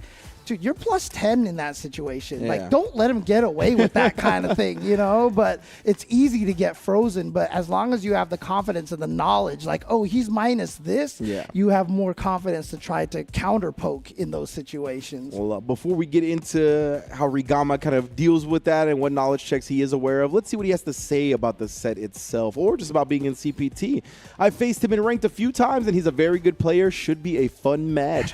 Keeps it nice and cordial right there. I like it. It's respect shown for Amigo Pool. And Amigo Pool, he earned that respect, right? That's what we talked about yesterday, defeating MJ Gamma, one of the favorites, one of the staples of this scene, to kind of get into that winner's side top 16. So he has to face off against the Gamma brothers. Oh, he does. That's true. That's a good point. R.I. Gamma's getting revenge for no. But of course, Rigama here. Rigama, MJ Gamma, no relations. Probably not. Yeah. One Gamma down, one to go. That reminds me of something Tasty Steve would say. Shout out to Tasty Steve. Yeah, and if he can beat them both, would that be a Gamma wave? Oh, my Lord. I felt like I just got Stan H by Hulk. All right, here we go. Amigo Pool with the DJ, gonna get hit by the combo. Cammy plus frames on all of her drill combos. It is her biggest strength that all of her B&Bs lead to the drill and pressure. Oh, no, but that punish counter on the ankle kick from the Just Cool, you can see how much damage it nets DJ. TJ's damage. Maybe that's what it stands for. He's a damage junkie, dude. Seriously. For real. Mets is out here. Nice job recognizing the recovery, getting the anti-air before Amigo could fall with a button. Sobat's -6. -4, I think, when spaced perfectly. I'm not nice, sure. Perfect parry. And yeah, goes get to the corner for the plus frames, but what a tech. A check with the raw back heavy kick check. You think you got a quick drive rush? Apparently Cammy and Rigama saying different. Yo, that's a heavy button check. Yeah, like you see, oh my, again though, that's such a great space to use it at to get out of the range of the crouch medium kick and then punish the recovery of it. That is wild, man. But yeah, Rigama, you usually see the crouch medium punch come out as like a drive rush stuff tool for Cammy, right? I think it's got pretty good active frames for a medium button. I like the drive parry. Oh, after, no. That's cool. Doesn't have to guess high or low, but perfect parry back throw. Yes, for sure. You want that corner position for sure. You saw the neutral jump right there. Rigama, he looked like he was loading up a DP, but knew he was going to get there too late. So great recognition in the moment. Again! This time on the stand roundhouse. He drops it, though. We're going to parry the mix-up. And immediately anti-air the juggle point as well. What recognition. Yeah, you can tell he's done that before, but you know what? Amigo Pool has definitely woken up with a super before. Can I just say I love the speed of Street Fighter 6, man? My goodness, it is tough to keep up commentating and play-by-play with this game. Dude, especially in between matches with how fast the rematch occurs. That was so sick. Amigo waking up with a super at the end right there. putting a round on the board for him as well. I remember the first event I commentated Street Fighter 6. After the KO happened, I started talking about stuff like we normally do. And it was like back in the match. I was like, oh, wait, still, I got to cut this. It's like you got 2 seconds to wrap up your point about the first game. Yep. Baby, indeed. He's trying to just space these sobot kicks, kind of harass Rigama a little bit. But yeah, the just cool at the tip. Exactly. What adjustment in spacing from Rigama, right, to get close enough before using that crouch medium kick to even catch the pullback. Right there, he almost got caught again using the roundhouse. I mean, he's like, he loves it. He's like, yeah, this is netting me a lot of damage so far. I'm going to keep looking for these just cools, but instead the perfect parries. On the light strings, I want to see more parry attempts. That is something that people haven't, explored heavily yet. But I know it's coming. Yeah, we'll get. Oh, you almost that was never messed up. see it. Yes. That was like drive rush into a burnout OD spin knuckle. Like there was a lot of visuals on the screen at once. Yeah. Like it was green, yellow, gray. Like I was like, I don't know if I'm supposed to stop, go. What is going on here? Yeah, the fact that she burned herself out almost made it harder to catch. Legit. Yeah. Like I'm not even playing about that. Like there was a lot of visual stuff going on right there. It's very easy to get lost in the lights in a situation like that. Oh man, nicely done. Now I'm gonna burn myself with that all the time, dude. And hey, great calculations from Rigama, right? If you're gonna kill with that hit, it's a risk that's worthy to take sometimes, for sure. Yeah, so there you go. Rigama taking that game over DJ. So again, just nicely done so far. So. Oh, man. 100%, man. Definitely. I love the way both players are actually playing that matchup. And great adjustment from Rigama not to keep getting clipped by that just cool spacing, right? Like that was definitely what Amigo was kind of relying on early on in the set. Net some great damage. He gets punish counters out of it a lot of the time. And we'll also talk about Cammy's love pressing those buttons, right? The crouch medium kick goes super far. The stand roundhouse just chunks your drive meter when it's blocked. So it's buttons they like to press. But, of course, the specifically the stand roundhouse can also get drive impacted. So I know Cammy's are pretty careful about pressing that button. They don't get reckless with it. It's funny, too, because Cammy actually kind of has a just cool in her forward heavy kick. But nobody ever uses it because it's like -12 on block. So it can be drive canceled, so it's expensive, right? And if it doesn't punish counter, you don't really get anything off of it. Gotcha. But she's got one. But I've always said, like, one buff I want for Cammy is that they just remove that move so I can walk forward and hit heavy kick. What's cool about, like, Cammy right now in the high-level meta is that you're starting to see her get busted open a little bit because obviously her buttons, her walk speed, her dive kick, all of that is so solid that like a lot of the players that play them are also fundamentally solid. Yes. So they're just like, I'm going to rely on this. I'm going to rely on my footsies, my walk speed, throwing a dive kick here and there, and that's going to be enough to give me great results. Now they're starting to really bust her open. Like I saw Hurricane today at a versus fighting. Like he started having the sick baits where he would do like jab into hooligan to dodge drive impacts and stuff like that. Yeah. I got to show you that clip during the break. That was OD. Okay. So they're really starting to bust open the hooligan setups and the different type of dirty mix-ups you can get into with that character. I'm team hooligan, dude. That's all I do with I'll show you that Cammy. clip. It's ridiculous. I keep trying to use the hooligan because, again, like, I mean, Cammy is clearly a stronger character than Kimberly, right? Sure. But Kimberly is like gimmicky. She's got a lot of things like that. That works for me. Yeah, absolutely. Well, if you play Cammy, you got to be fundamental, and I don't got that. Bro, okay? you got to know your strengths as a player. You got to be honest with yourself. 100%. I know world champions, bro. I got a couple of examples for you. I was talking to Latif out there in Gamers 8, right? He was like, the characters I like to pick, like Zato and Strive, or like in this game, he's been playing Cammy. He wants these characters that are going to be in your face and have great mix-ups because he was like, my neutral's not that great. Like, he straight up said that. He's like, my neutral's not that great, so I need characters with setups to open up the opponent. That's the same thing with Kazunoko going back to facing Daigo. Right? He was like, I picked Yun so I can dive kick. Like, I don't have to play footsies with Daigo. He's better at that than me. Yeah. Like, you know. When he first showed up to Street Fighter, it was in Canada. I remember that. He was brand new, and he said, I'm going to learn Yun because I don't have neutral. Yeah, exactly. Like, that's for real, for real.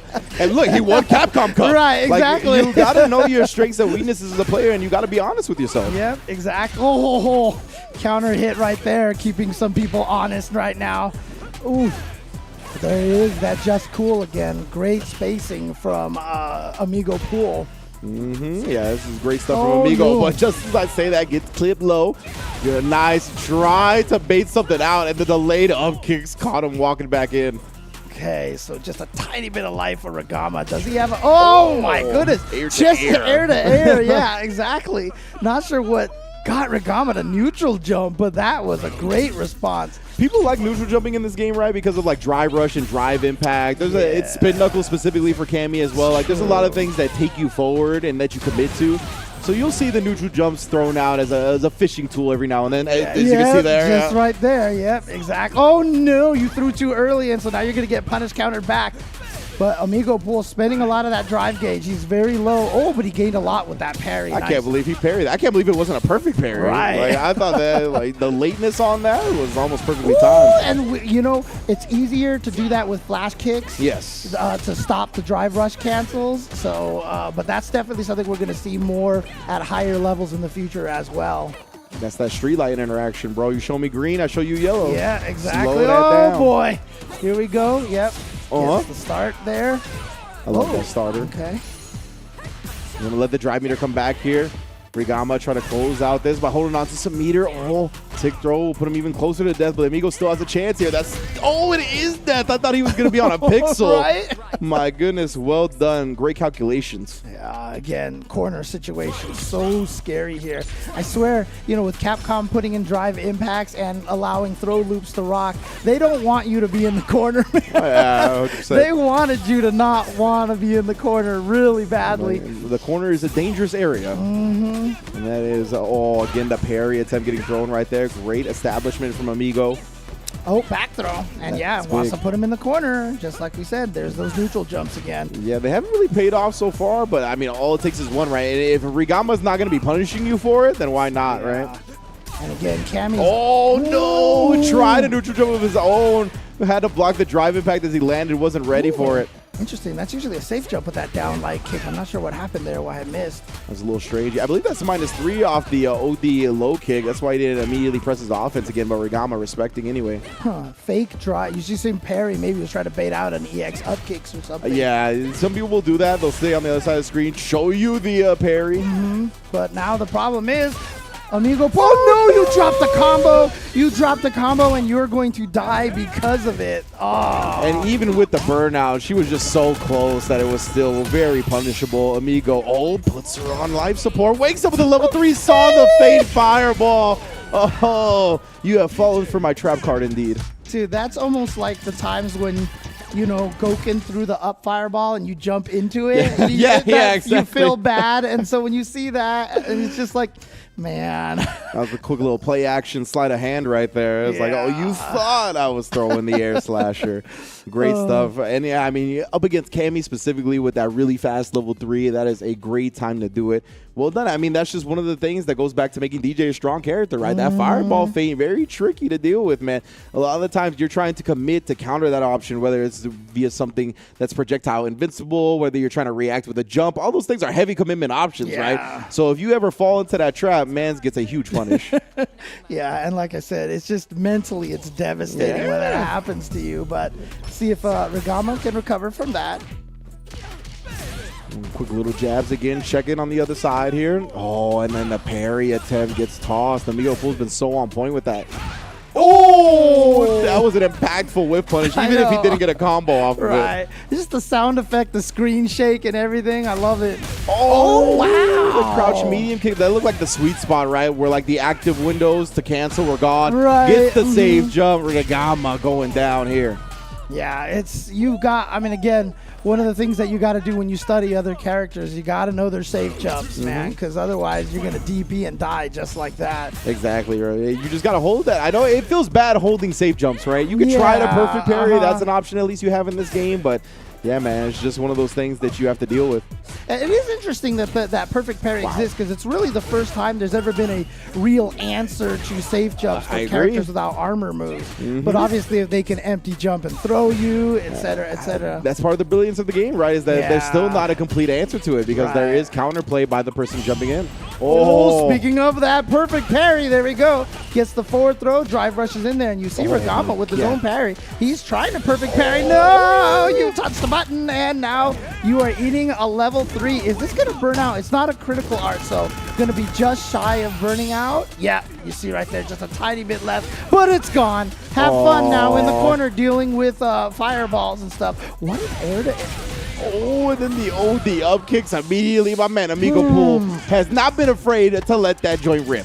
I mean, look, it was smart because as soon as it's one of those situations, it's like Rigama down in life, he's burned out. He actually gets the knockdown, and it's like, this is my moment. I need my comeback. Yeah. And those are the best time to throw out those wake up DPs when your opponent is like when they do the thing, you know, the meme where the guy leans forward in the chair. Yeah, like exactly, that's where you DP them, basically. As soon as you know they lean forward, that's it. Especially when the opponent has been on defense for so long, like it was in Rigama's case there, right? Like you're like, finally, I get a chance at my offense.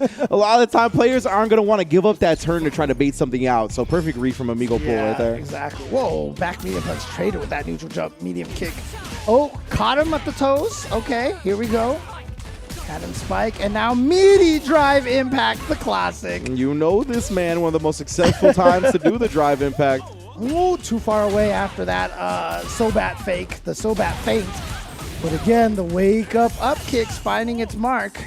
And that right there you see is the only weakness of DJ's double fireball. I mean, it is slow, you can jump over it and punish him, but if you drive parry it, you actually gain a net positive on the drive parry against the projectile. Gotcha, yeah. I was just looking up the frame data on the Just Cool low from DJ. Yeah, -3 regular, -2 on OD.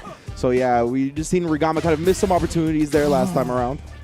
Could also be spacing range or something like that. We'd have to go back to the tapes and take a look. Oh, that's what you were talking about right there, the feint that DJs like to sneak in. That's not real. It definitely minus frames at that point. But speaking of which, we got perfect parries on deck. Rigama, trying to put his opponent in the corner.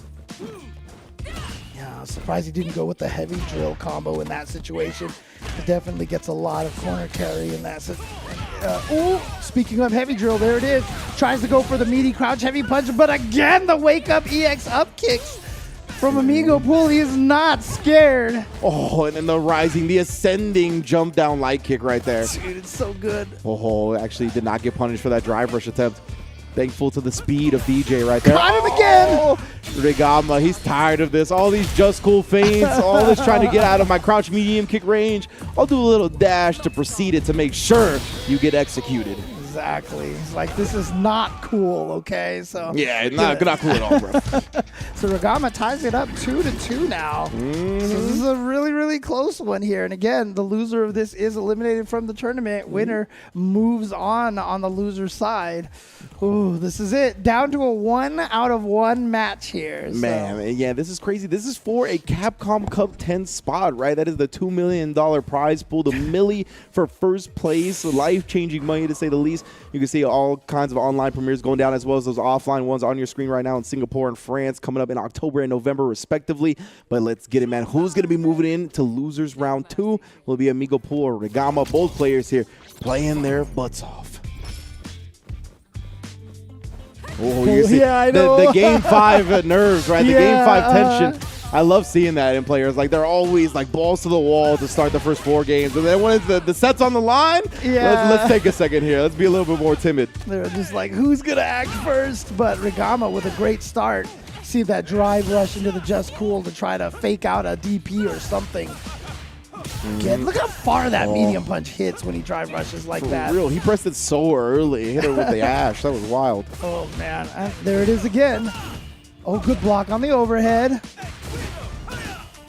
Tries to parry, but it's still the same frames, right? But, I mean, it was negative. So, again, Rigama just can't find his rhythm right now. Yeah, but he gets out of there, but has to burn himself in order to do it. And so now the interesting part is when they're burned out, it does make the opponent almost a little too antsy to get in, and sometimes you could take advantage of that. Oh, but he burns him out too. He baits out the super. He made it. Oh, is that gonna kill? Oh, it's enough. It was the level 1. So I wasn't sure, but yeah, you're thinking he's going to go jab fierce and the spin knuckle and try to wall splat you. And so you saw Amigo Pool again, level 1 has no invincibility. Yeah. So we went with the level 2. So we had to spend 2 bars and still got baited and killed. And remember, we talked about, nice job with the drive rush jab, cutting him off on the cutoff attempt from Rigama. Yeah. But Rigama also, he got baited into that earlier, right, with the up kicks when he was a little bit too thirsty to keep his offense going. So I love the fact that he holstered right there, baited it out even in burnout. Oh, well, it looks like... Oh, speaking of baiting out. Oh, man, this is going to hurt so much. Can he kill without the... Oh, level 1 puts him on life support here, and I'll take that trade all day, every day. We are in a final round scenario. Ooh, so it is. Now it's not just a 1-out-of-1 game. It's a 1-out-of-1 round. However, Rigama coming in here with 2 bars versus Amigo Pool's 1 bar. Oh, empty jump in the throw. Interesting. Okay. Yeah, 100% right there, right? Usually you try to see a button press, take advantage that way, but this time does catch the throw attempt with a button. Oh, no punish on the neutral jumps. Amigo's been getting away with that. Rigama has the corner now, though. Throw loops time. Oh, he went for it again. Oh, but he didn't have the DP ready. Yeah. Didn't have the auto correct. Oh, dive kicks in there. He's going to go for the level 3. Yep. Spend that bar to get that EX dive kick for the launch. This is not going to kill, but you have the advantage. You have meter. You can drive rush right in there. Amigo's got to be so right for the rest of the game here. Try to bait out something with a drive rush crouch jab. Oh, this is such a difficult situation for Amigo Pool now. TJ does dish out a lot of damage, but again, Cammy isn't the low health character she was in 5. Here's a great start. Gets the knockdown towards the corner. Yep, and going with the trying to bait something out. You saw the parry, but didn't want to walk up and throw. Good stuff from Rigama not holding it, to be fair. Oh, he's trying to bait something out, but when you're trying to bait out from that far, she can't really do anything to the fireball. Goes in with the low, but it is minus. Yeah, respects it. But now Chip is a danger. Oh, yeah, you got to be ready for the level 2, right? That's why she didn't do anything after the stand fears. Waited for the level 2 in response. Amigo didn't give it, but did jump, and Rigama lying in wait perfectly right there. Well done. God, what a smart way to close that out. Was just like, I'm going to standing fierce and then do nothing. Because you're going to try to super my spin knuckle as soon as I do that.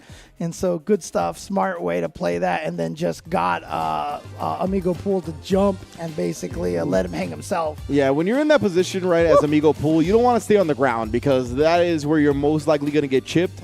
So you hear that little devil on your shoulder again, right? It's encouraging you to jump and wants to prevent you from dying, but often that ends up being a trap and leading you into a vulnerable situation, and Rigama was ready for it. Yeah, one of the biggest weaknesses that you'll see a lot from players, who are learning Street Fighter is when your opponent has a little bit of health, you get a little eager to finish them off. But a lot of times the best thing to do is to let them hang themselves, honestly.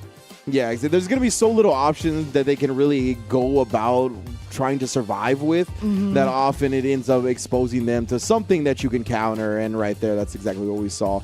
So well done for Rigama. Oh, God, that bait was so gross. Yeah, oh, man. That was definitely ill. You got to be careful when you bait and burn out like that in that situation, though, because the level 3s do so much chip in this game. You got to make sure that you have enough life to survive blocking the super.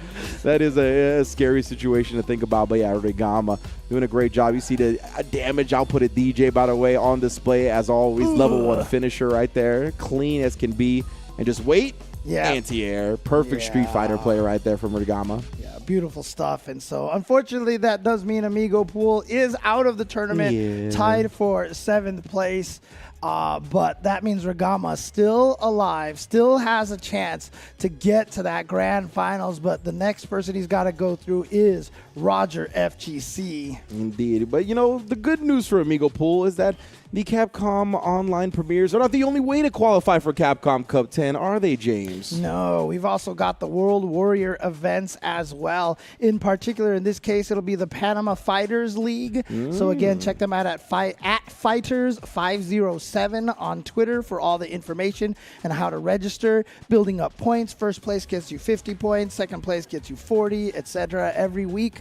And you then go qualify for a finals playoff, and the winner of that gets into Capcom Cup. So again, there's 26 regions, obviously, not just the Central America West. So there's going to be 26 qualifiers from these World Warriors. Check out CapcomProTour.com for more information on the World Warrior events. Yeah, and if you're a viewer that are like, where are all these World Warrior events happening? Well, like James said, right, it's the Panama Fighters League for Central America West, and there's various streams that are going on to represent their regions. We want to highlight the actual streamers of those regions, right? I believe OG On is handling a lot of the East Coast U.S. events. I know Level Up Live handled the Canada West one, right? We saw on Wednesday Night Fights.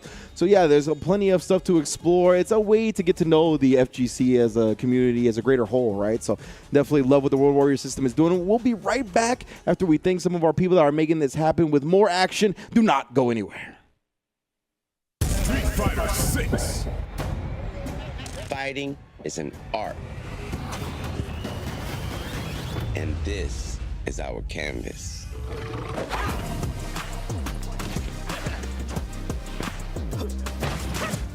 Here, we flex our style, our passion,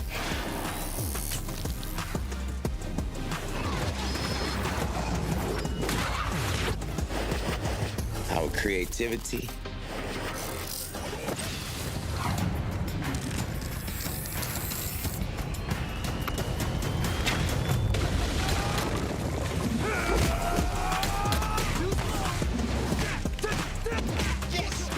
our skills. We come here to break rules, to bend minds, to change the game. This is where we make an impression.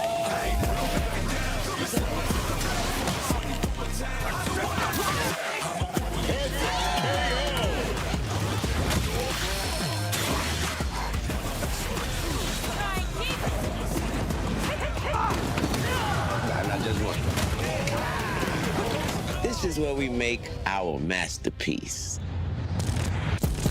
Fighter 6. Available now.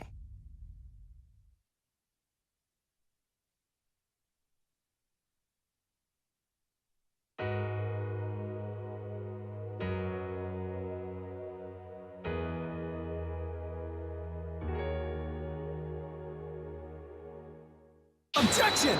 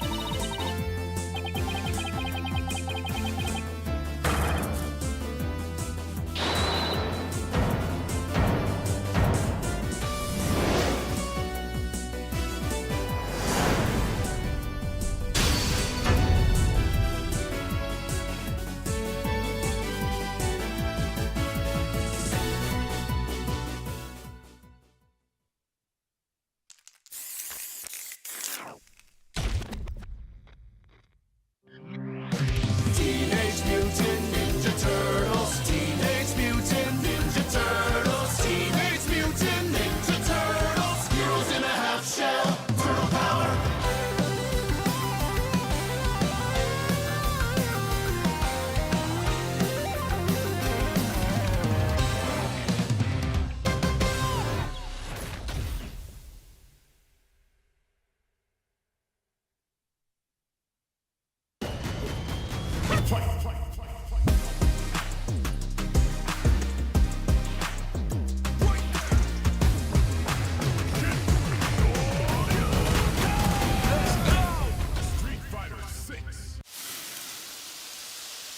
That sizzle, that's the soundtrack of Chipotle. The soundtrack of Chipotle? Oh yeah. You come in, you're gonna be hearing that sizzle. That's how you know that we always have fresh food. Fresh is what you stand for. Exactly.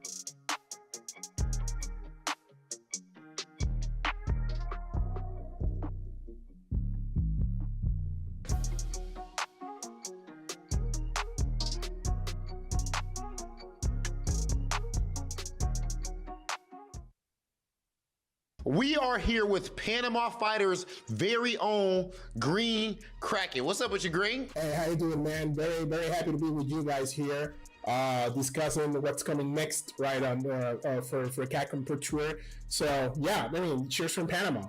Can you tell us a little bit about Panama Fighters League and what your role is with that and where this all got started? Well, it started about 10 years ago, right? Be honest with you, back in the Street Fighter 4 days, I met my wife, right, playing Street Fighter, right, on an online match, and then we started, putting things together, and we founded Panama Fighters League, which actually started as a group of guys that were just getting together every Thursday trying to play fighting games.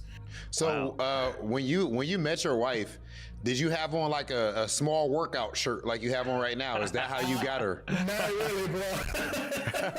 No. She was playing Cammy online, and I was doing Cody, and then she beat me 3-1, and I was like, wow. I don't feel. I mean, yeah, because it hurt. Damn. And then I asked her like, hey, can we rematch? And then she was like, all right, if you want to. And then we went 3-3, right? So she was like, hey, I believe we should take this to offline because online, I mean, we're not really certain about who's going to win this thing. It's getting serious when it's going offline. Exactly, and then we put together a little venue, and then I met her, and then we played like maybe, 3 matches. Then we went outside and we talked all night. That's amazing, bro. I cannot believe this. This interview started out as the success story that is Panama Fighters, but that is the biggest success story I've ever heard in the history of fighting games. That you actually met your wife through online Street Fighter matchmaking. That's actually incredible. I always tell people I owe a lot to fighting games, not just fun and good times, but also my life, my current life, and my relationship. I owe it to fighting games as well.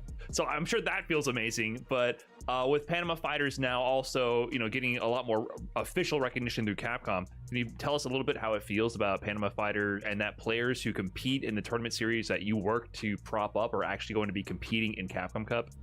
Oh man, it feels truly great. I really appreciate all the effort, the love, and also all the confidence, right, that everybody has put into us. And on Street Fighter 6, I've seen so many people leveling up this quick that I'm truly amazed. As I was telling Doomsnake the other day, I don't believe this top 8 for this Street Fighter 6 first season is going to be anywhere near what we saw in Street Fighter 5. It's going to be totally different. There's so many new guys around, so I'm truly excited about all this.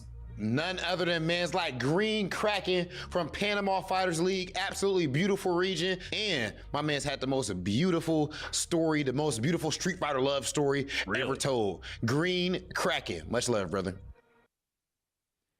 Man, shout outs to the boss. Love can blossom even on a digital battlefield. My man's Green Kraken. That is a wild story to find out about. But yeah, many blessings to him and his wife. That is a beautiful story, 100% right there. I hate him. No, okay. Oh man, me and James were talking about it. We were like, I definitely see a lot of people being like, that should be me. That should be me. When am I gonna meet my significant other on Street Fighter 6 matchmaking? Don't worry, bro. It's probably gonna be a bad matchup. Like in terms of the characters, you're not gonna have fun. Trust me. Yeah. But either way, we shall see how it all goes. Green Kraken, of course, congrats to you and the loved one. But let's get our top 8 rocking and rolling here, right? We have our winners final set. It is Kusanagi versus Grand Totakai, and we are gonna get to that losers round 2 action imminently. It's going to be Yurio, Valerio versus Soul VNG, and then Roger FGC going up against Rigama on the other side. Yeah, so Yurio, of course, just having lost to Grand Totakai. Soul VNG with that modern Luke taking out Alexis Pinto, but let's see if Yurio has any sort of strategies to fight against this modern Luke, because again, we definitely saw that come to play in a couple of the Dhalsim teleports in the last match. And but we also saw him, with that level 2 that one time because he reacted to something that didn't happen. So let's see if there's any attempts to bait that out here. Yeah, and I was recently watching FGC_birds on Twitch. That is the Big Bird and Angry Bird stream. And Angry Bird said that he believes JP and Luke to have the best buttons in the game. So we shall see how Yurio Valerio kind of maneuvers around that, right? He's definitely got some advantages, he being Luke in this instance, on Ken on the ground. But he doesn't have a full access to his kit, right, because he's in modern controls. Right. Interesting. I mean, actually, now that I think about it, Soul VNG goes for that route a lot. And now that I think about it, it might be a limitation of Modern. I have to remember what he loses in Modern here. Because I remember Luke actually doesn't lose much. He's almost like he was specifically designed to be a Modern Controls kind of character. I could definitely see them putting a little bit more care into his Modern Control scheme just because he's like the new poster boy, right? Like he's like very much the modern Ryu in terms of like the Shoto style. So Exactly. Oh, there we go. Fake the throw loop instead. Got the meaty, and there's a throw. Now another throw. Yep, he went for it, but good tech. I mess with From that, bro. Euro. Throw until they tech. Throw until you make me not throw. Exactly. Oh, Right, he was ready. reacts at Okay. the end. Well done from Soul VNG right there. Oh boy, man. Okay. I mean, again, that's not Modern. That's that's the same reaction that we all gotta have. Exactly. So nicely done right there. No privilege there, fam. Oh, that's reaction. No fireballs for you. I was going to say, there's the privilege that we were talking about. No soup for you. Oh my God. All right. So now you got to think about this, right? If he shows you that, now how are you going to open up your own fireball game at this point? You're going to have to do the, fakes. Yeah. And yeah, maybe he'll try to look for some type of meaty setups with the projectile, right? So make sure it's on top of him. So even if he busts out with the level 1, he'll still get hit. Yeah, but we're not seeing, so the one thing that we're not seeing from Yurio Valerio is just whipping some jabs or something like that from the fireball range, right? Exactly. Like even right there, I was expecting him to throw one, but he just sees the No, great you reaction can't, with no, his you own can't. level 3. If they've got that meter over there, they can still cancel the drive rush, so it's very risky if they have that level 3 stocked up and ready to go. Deletes so much of his life right there. Burns him out as well, but he got thirsty for the drive impact. This is a huge opportunity for Soul. Burns Ken out now as well. But Soul just gained the level 1. He just gained it. Not enough to kill. But Chip is a threat. And what? The modern controls, baby, reacting to the Dragon Lash. Get that out my face. Oh my God. Yeah, he That was was just sick. like, you know what? No, I am modern. I am the modern man. Yeah, exactly. Eat your heart out, Steve Austin. He was the $6 Million Man, right? That's an old reference. I never watched that show. Oh, the $6 Million Man? Yeah, wasn't his name Steve Austin? That's where I thought Stone Cold got it from. Oh, maybe. I don't know. You know what? I could I be know making that stuff up. show is. I mean, Nobody knows what the hell I'm talking about anyway. That show was my time. I mean, I know what you were talking about, but I never watched it. Gotcha, So yeah. it's too busy watching the modern shows like Bewitched and And, Was it all I Dream of Genie? oh yeah, I Dream of Genie. No, I love I Dream of Genie. Bewitched is better. So. Oh, word. Elizabeth Wow. Montgomery. Oh, I was probably a my sucker for first- the nose twitch. Oh, okay. I'll give it up. I mean, Bewitched, Elizabeth Montgomery, probably my first celebrity crush. Oh, I'll admit okay, it. I'll okay. admit it. Shout I'll out. admit it. I was a Sabrina the Teenage Witch. That was kind of my era. You know what I'm saying? Fair enough. But here we go, Soul VNG. Oh yeah, the light string on the lows, always opening up the opponents, trying to walk back. You can see it right there, Yurio. A great conversion off of the stand hard kick. Excuse me, stand heavy kick. Shouts to Tasty's T for getting me to say hard kick. We just blame everything on Tasty Steve. That's It's how true. it works. So, The good and the bad. Oh, again, that standing heavy punch from Ken is like one of the best shimmy tools there is. And here we go. Soul VNG finally goes for the flash knuckle sequence right there. And just put the meaty stand fierce on him. Actually timed it so he got the counter hit on Yurio. But oh no, Yurio again trying to press stuff on these drive rushes. Oh no, he didn't get the. Oh, actually, he didn't need it. Okay. I was like, he missed the perfect. Oh wait, that's right. Yeah. Luke has about 7,000 combo routes in the corner. All good. Oh, try to sneak that in there. Oh, and he's got a good heavy punch for Shimius as well. Again, the level 1 as soon as the fireballs come out, bro, just deleting them. Again, that's 6 frames. He has the fastest level 1. I don't think there's anyone that's faster than 6 frames. I think DJ's is just as fast, but it starts deleting projectiles in 6 frames, dude. So that thing is hella fast. Yeah, like the fireball already has to be on top of his face for it to not come out. Well, here we go. A level 3 from Yurio cashing out right here, trying to get to round number 2. That just evens up the life, though. Yeah, so, just DPs through it. He was going to get burned out from the chip anyway, so he's like, instead of parrying, I'm just going to DP through it, bro. That's F it. really smart. Okay. back to this neutral here, and this is good for SolVNG because he's building a lot of that gauge back. But that heavy kick was punishable, and Uriel did not take advantage. Woo! Oh no, Bro, the fireballs are getting checked by the modern controls. We have learned via level 1, and now level 3 will make sure you do not forget it. Right, and so like I said, this is not something that you had to worry about as much with a lot of the modern Street Fighters, right? Yeah. So back in the day, faking fireball was such an important thing, and that is a skill that we learned, and I feel like this is something that Uriel's got to pick up now. He's got to do the quarter circle forward, nothing motions, because the hard thing is you can't quarter circle forward light kick because you come out with the Jinrai instead, right? Exactly. But you can quarter circle forward nothing, or maybe even just whiff some jabs or something like that. Do like a down forward into a jab, you know what I mean? Like something that will simulate the motion but won't actually be a quarter circle forward. Yeah, like definitely something along those lines. But right now, because he's getting caught, he's getting clipped by these modern control supers. Yep. And great stuff. This is exactly why you pick this scheme, right? If you want to just kind of sit back, play a solid footsie game, and react to everything that your opponent doing, I mean, that could be the ideal control scheme to go for. Yeah, I mean, and I know a lot of people are like, oh, you know, it takes away the execution, da-da-da-da. I mean, it's really not that much. That's not the advantage of modern controls. The advantage of modern controls is just the speed at which you can do everything, Absolutely, right? yeah. One frame, button press, level 1. I don't have to go, you know, like that's the biggest advantage right there. In fact, you know, in the past, I've even some of my balance change ideas for older games like Alpha 3, I always said, you know, just add double quarter circle back before you have to do custom combos. And that changes how custom combos are entirely, you know? Yeah, it's something that I think we don't talk about on commentary enough. And to be fair, it's a very hard thing to recognize in the moment. But sometimes people get hit in the middle of inputting an input. You know what I mean? Like in the middle of doing their motions, like sometimes people get hit. And that's something that you have to worry about way less on modern controls, right? Because it's just like a direction and a button or just a button itself. So because of that, I mean, that's one of the kind of little windows that people get clipped in that kind of get the lead into modern control, something you don't have to worry about. Yeah, one of the most famous ones is when you see someone jump and at the last second they get hit by the jump attack when they crouch. Yeah, it's because they were trying to DP and they hit the button a little too late. Exactly. So that's like one of the most famous ones for sure.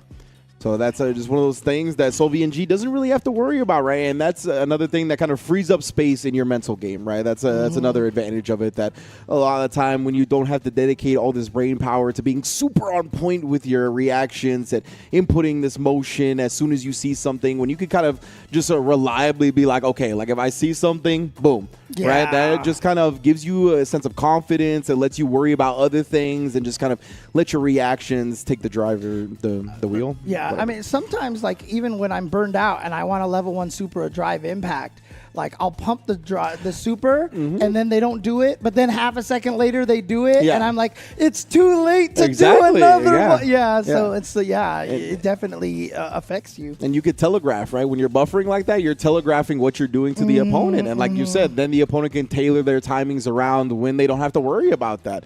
So that's another thing that modern schemes, you don't have to do that. You don't have to like buffer in a motion and make yourself predictable. So great stuff to Sol so far. And Uriel, he's gonna have to figure something out. He can't rely on these fireballs like you usually would as Ken, right? Like even as a poke from that range, like it's just not as viable as a strategy. Yeah, and again, don't forget, that's the reason why modern controls are only penalized on special moves and supers for 80% damage there. They lose 20% of their damage. Now, the interesting thing about this is I feel like we need to play more modern controls because who knows, maybe the 20% turns out to not be enough of a deficit, or it might be too much, right? Like we need to figure this out. So hopefully we have more people continuing to explore the modern controls. Yeah, and I really love, the point that you brought up a while ago. That I have to imagine was a DP first, and then he just got the crouch fears. So, yeah, unfortunate for Uriel right now. He's paying heavily, especially with that suppressor open up to follow up. Oh, no. The meaty drive impact. That was a 3-touch round, fam. Try again next time. Off of one EXDP bait. Yeah. Even if he hadn't had the execution. Luke. Oh, okay, Luke. I didn't know my man had moves like that. That's how we getting down in Paris? Oh, man. Okay. And, I mean, this is a tough one. Can Uriel recover? Because that's a mentally tough round to lose for Uriel. Can he recover for this? He is not rolling back, by the way, off of those throws. Nah, he wants to stay close to get that crouch medium kick that we just saw. Gets the corner carry off of it as well. Tried to throw Babe, but yurio. Oh, you cannot test this man's reactions. He is ready. He's on modern controls again. It's like, you know, that's the thing. And this is the tricky part, right? Because the nice thing about having modern controls, hang on a second. Oh, that's it right there. Domination in game 3. Here's the problem, right? Man. One of the reasons why some people can have trouble reacting with the DI, as SolVNG, 3 O's Uriel over here, is that DI is a completely different move. Your brain is not on DI. Sometimes you're not thinking about it. But the problem is when you're on modern controls and you have you're thinking about that super all day. Yeah. You're like, I'm gonna react to a fireball. I'm gonna react to this. Your finger's like right there, ready to push those buttons. So when the drive impact comes out, the guy's like, I was going to do this anyway, and then you hit the buttons. And so you don't get that surprise mechanic as much against them. So you don't want to test somebody's reaction to drive impact when they're modern and they have those level 1s all stored up, ready to go. Man, when you say your brain's not on DI, I immediately thought of this is your brain on DI. Just like the eggs cracking in the frying pan. Yeah. I was like, yeah, that's about right. 100%. Oh, man. Good stuff to SolVNG, though. He's going to be in losers semifinals, so top 4. So he is in the money. So at least, you know, if he doesn't qualify for Capcom Cup at 10, he is getting paid today and then takes his talents to the World Warrior events, of course. But right now, he's looking good, waiting the winner of the other side of losers quarterfinals. That's right. So if we take a little look at the bracket over here. I believe we just saw it. I believe it was Rigama. It's Rigama versus Roger, if I recall correctly, because I knew Roger was going to be facing either the DJ or the Cammy. So it is going to be Rigama versus Roger FGC right here. Another explosive match in tow is going to be Rashid versus Cammy. Can't wait to see this one, bruv. Yep, and like we said, we haven't seen a lot of the Rashid lately. I mean, not lately because he just came out, right? But we haven't seen as much of Rashid because obviously people still learning him and such. But that's these are high stakes tournaments that have been going, right? Like Evo and Gamers 8, and now a qualification into Capcom Cup. Like these aren't tournaments where people try out these characters that they're unsure of. So that's another reason why we're not seeing as much Rashid as you might expect it. Yeah, but you know, like I said, they're just going to keep getting better. The elegance of the mix-ups are going to get better. And like, here's the crazy thing is we don't even see a lot of Rashids using that air jump move a lot. Yeah, definitely not. People are going to start finding some probably dirty stuff with that. Nasty stuff for kind of can't wait. And at the same time, I'm scared of it. But here we go. Rigama with a perfect parry to start. So Rigama has definitely been using drive parry a lot more than, and look at that. It just burns out at 92 seconds left. Legit. You invested a lot, then he got punished for it, and then throw punished. Wild stuff right here. Rigama just running it right back while Roger had no answer, right? No meter to pop off with. He was just locked in the corner at this point. Level 1 as well. Not going to give him a chance to play this round. Oh, okay. You got one chance. A pixel of a chance. How much magic you got in that bad boy? All right. Oh, I was just about to start going da da da da da da da da da, but nope, not going to happen. Nah, that's a raw barbarian right there. No magic to be found, bro. Nope. That's a legit perfect right there because I don't even think he blocked a special move at all. Because remember, you don't take. Oh, he did it again. Wow. Dude, okay. See, now this is where we start entering third strike territory where you have to stagger your buttons a little bit. So.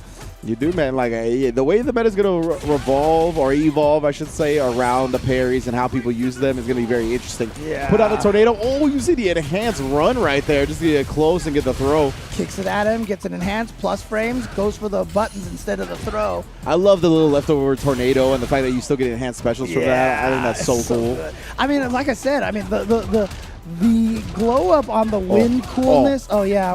Oh no! The burnout bully game right here. Yeah, nice stuff. The glow up on how the wind enhanced stuff works in this game compared to 5 is so good. Yeah, my man posing for the stream right there. He's trying to get his sub count up. I see you, dog. Oh man. Don't do it, Rashid. It's a tough life out there. Oh, the reset right there. That was super clean. We saw Roger bust that out in winter semis. He catches Rigama slipping. Yeah, I mean, was he missing the meteor or was he baiting the parry? Right. Either way, he took advantage of it. Oh, and what a great start for Rigama getting that perfect, but it doesn't matter. Roger comes back 2 rounds in a row. as Rashid blows away his camera and chases it down. That was a slugfest right there, bro. But remember, Rashid don't mind that too much. We talked about the 7-frame crouch medium kick. That's a really good button in a scrambly situation like that. And just in general, he was picking every right option. Yeah. So there you go. Again, like I said, it's just going to get harder and harder to fight against Rashid. And some people out there have already said, based on potential, he's a top-tier character. But again, I mean, even if he is a top-tier character, he's not going to be significantly stronger or maybe not even stronger at all than a lot of the other top-tier. Again, balance in this game is so good. Yeah, it's wild to really witness, right? Especially for a game that just released like 2 months ago, dude. Like, yeah, to have the balance be this good is insane. It's very, very impressive showing from the development team, 100%. Oh, nice go under, but again, that standing medium punch. Wow. Connecting at max range doesn't give you any combos. The vertical hitbox on that one. He actually caught the recovery of the parry. I guess he had input back in parry rather than down back in parry, so he got caught low. That was unfortunate for Rigama right there. But, man, these perfect parries have been a huge aid. Oh, this is going to be huge here. Yes, punish counter gets... No, bro. Oh, my goodness. He was like, I can't believe this. I'm going to keep pressing buttons. There's no way that whiffed. So what happens heartbreaker. is that is the proper punish counter. But as I've said, for Cammy, one of her biggest weaknesses will always be her drive rush. She loses momentum at towards the end of her drive rush. So if you do that combo early in the drive rush, she has enough momentum to link all three of those buttons. But later in the drive rush, because Rashid was so far away, she loses that momentum and is not close enough for the crouching medium punch. It's an interesting tidbit, because I know in this game as well, like your drive rushes have a sweet spot, right? Where it kind of like propels you forward if you press the button at the right time. And yeah, maybe Cammys need to pay more attention to that than others. Yeah. Oh no, drops the combo. That was it right there. That should have been the end of the round. Instead, you are burned out and blocking this Isar. What's the mix-up? What a block. Oh, that was clean. Yeah, that was a cross-up. I didn't see the notification on screen, but either way. Oh, he tried to throw attempt there, but the H-spinning mixer going to come out as an anti-air. Still burned out. Nice back medium punch, and now... Okay, sorry. I just seen him parry for a long time there. I thought he was gonna get thrown. He burns himself out real quick to try to make the W happen, but Rigama, cool, calm, and collected with the anti-air. Dude, good patience that whole time, and he is definitely locked and loaded with that back medium punch. Like that, Yes. that is where a lot of his mental stack is on right now. And wow, he's just gonna go right away into the level 3 to drain about 5,000 damage here. Yeah, very nice. Pretty much half life right there. Has the drive meter advantage on top of it. Oh, tried to stick in that crouch medium kick right there, but he'll take the back throw. Oh no, right in the beret. Oh, and then right in the face. The mix-up, and here we go. Throw into the corner. Again, throw loops. Here we go. Not this time. Oh, yeah, respect all of this. Gets the counter here on the drive impact as well. The level 3. He just built it. Oh, but he dropped the combo into a tick throw. It's all good. Roger FGC.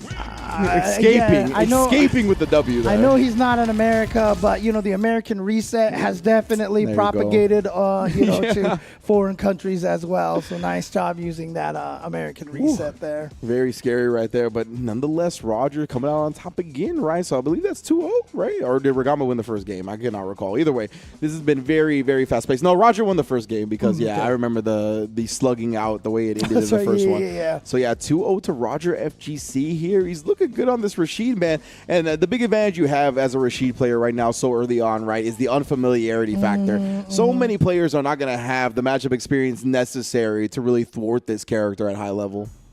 All right, here we go. This is Rigama's last stand at this point. Can he survive? He's down 2 games to 0. He needs to find something now. Oh, what the hurt boxes on dive kicks? Jamie and Cammy players just all do like the face palm whenever they see stuff like that happen. Oh, that was nasty. That cartwheel looked like he was about to cross up. Then he ended up with a jump in front. Again. Oh, Rigama. He tried to throw, didn't get punish countered, but got caught pressing a button afterwards. Roger on set point. Dude, I love the fact that he's saving this for the final game right here, right? A lot of times you save your dirtiest tricks for the end. You don't want to show them right away, because you've already showed so much early on in game 1 and 2. You need something new. Oh, and then again, throwing the parry attempt. He's been has such a right read on that. There's the overhead off the drive rush. Tried to reset, but Rigama seen that one once. Oh, yes, indeed. There's that 7-frame crouch medium kick we talked about. Spins the super as well. Get as much damage on the table as possible. Oh, that's punishable. Oh, no, but didn't realize it was the crouching heavy kick. And a lot of that might be you just don't recognize that button yet, Exactly. right? The unfamiliarity factor. We just touched on it. Oh, no. Oh, no spinning mixer off of those jabs. Oh, just goes with the level 2 right here. It gets thrown out of it, though. No. So 2 bars down the drain. He's still got a significant life lead and does tag him for the kill and the victory. Roger FGC moving on to loser semifinals. All right, so unfortunately for Rigama, going out 0-3 with the Cammy over here. But again, it really did feel like there was a lot of unfamiliarity versus Rashid just getting caught by a few things by surprise. I mean, as a good player does, he adjusted in the match, was able to block some of those Arabian Hurricane mix-ups. But and he even had some nice perfect parries as well. But those perfect parries disappeared after the first game. Yeah, you could tell like he just had to start allocating his mental stack elsewhere, right? And because of that, I think some of those perfect parries that we saw early started slipping through the cracks. And a big credit to Roger, like you mentioned before, right? Saving some of those nasty corner setups for the last game. Yeah, Dude, right here. Oh, no, bruh. And then you know what? He still had more too. Oh, they didn't show the other ones. Okay. Yeah, he ended up setting him up again, caught Rigama trying to press in the middle of it. Great stuff. And then ending it with the classic crouch medium kick. You know how Street Fighter gets down. So our top 4 is set. Everybody that you see still alive in this tournament is getting paid out today for the prize pool. Kusanagi and Grand Totakai in winners finals. Loser semis, Soul VNG versus Roger FGC. That's right, but we will be jumping to that winners finals match first. So Kusanagi will be going up against Grand Totakai, but that will be happening after a quick break. So guys, do not go anywhere. Winners finals is coming up right after this.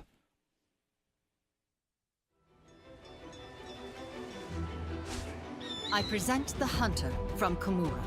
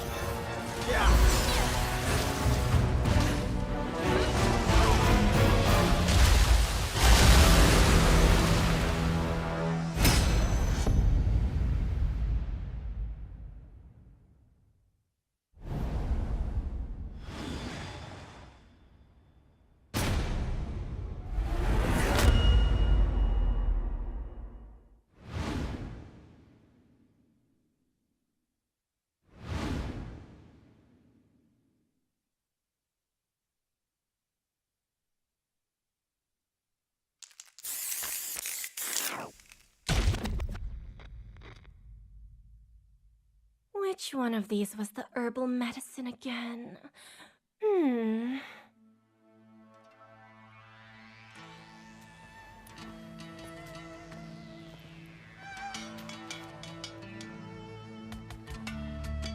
Oh yeah, this one. Probably.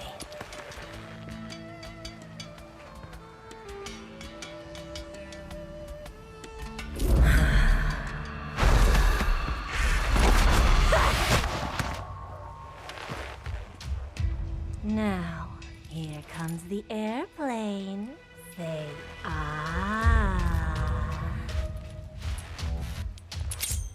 No!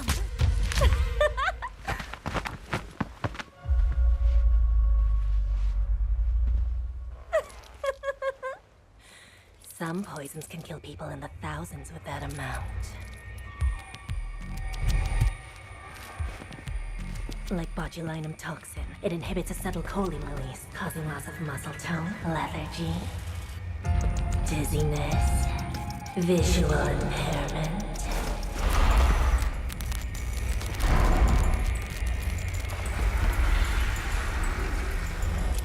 heavy eyelids, intense thirst, loss of speech, vomiting, diarrhea, stomach distension, breathing difficulty, then respiratory failure.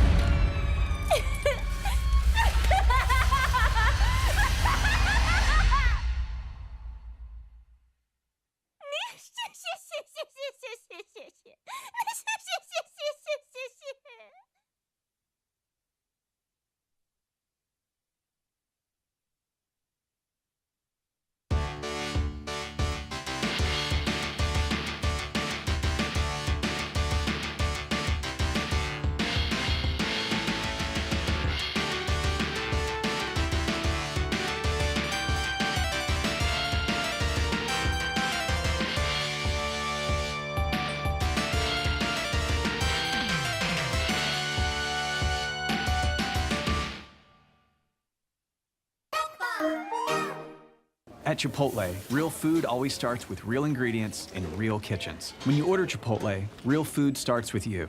Whether it's in restaurant, pickup, or delivery.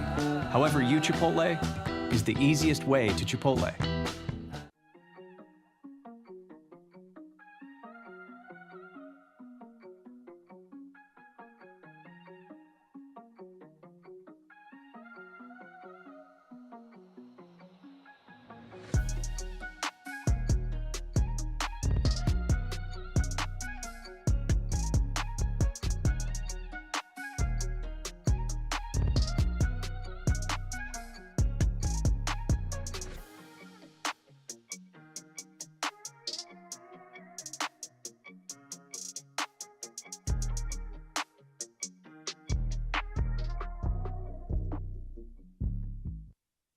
Straight energy, straight electricity.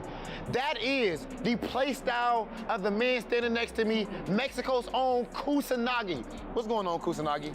It's good to see you, my guy. All good, all good. So, you know, man, of course, we see that you're rocking a Team Mexico joint right now. The Team Mexico jersey, it looks extremely fire, by the way. What could you tell us about the Mexican FGC? Well, you know, we're really passionate. We have our hardships, but overall, we're really trying to get there as Dominican Republic is doing. Yeah. Like they doing it, breaking it right now. So we're trying to get there a little slower, but you know, it's all good.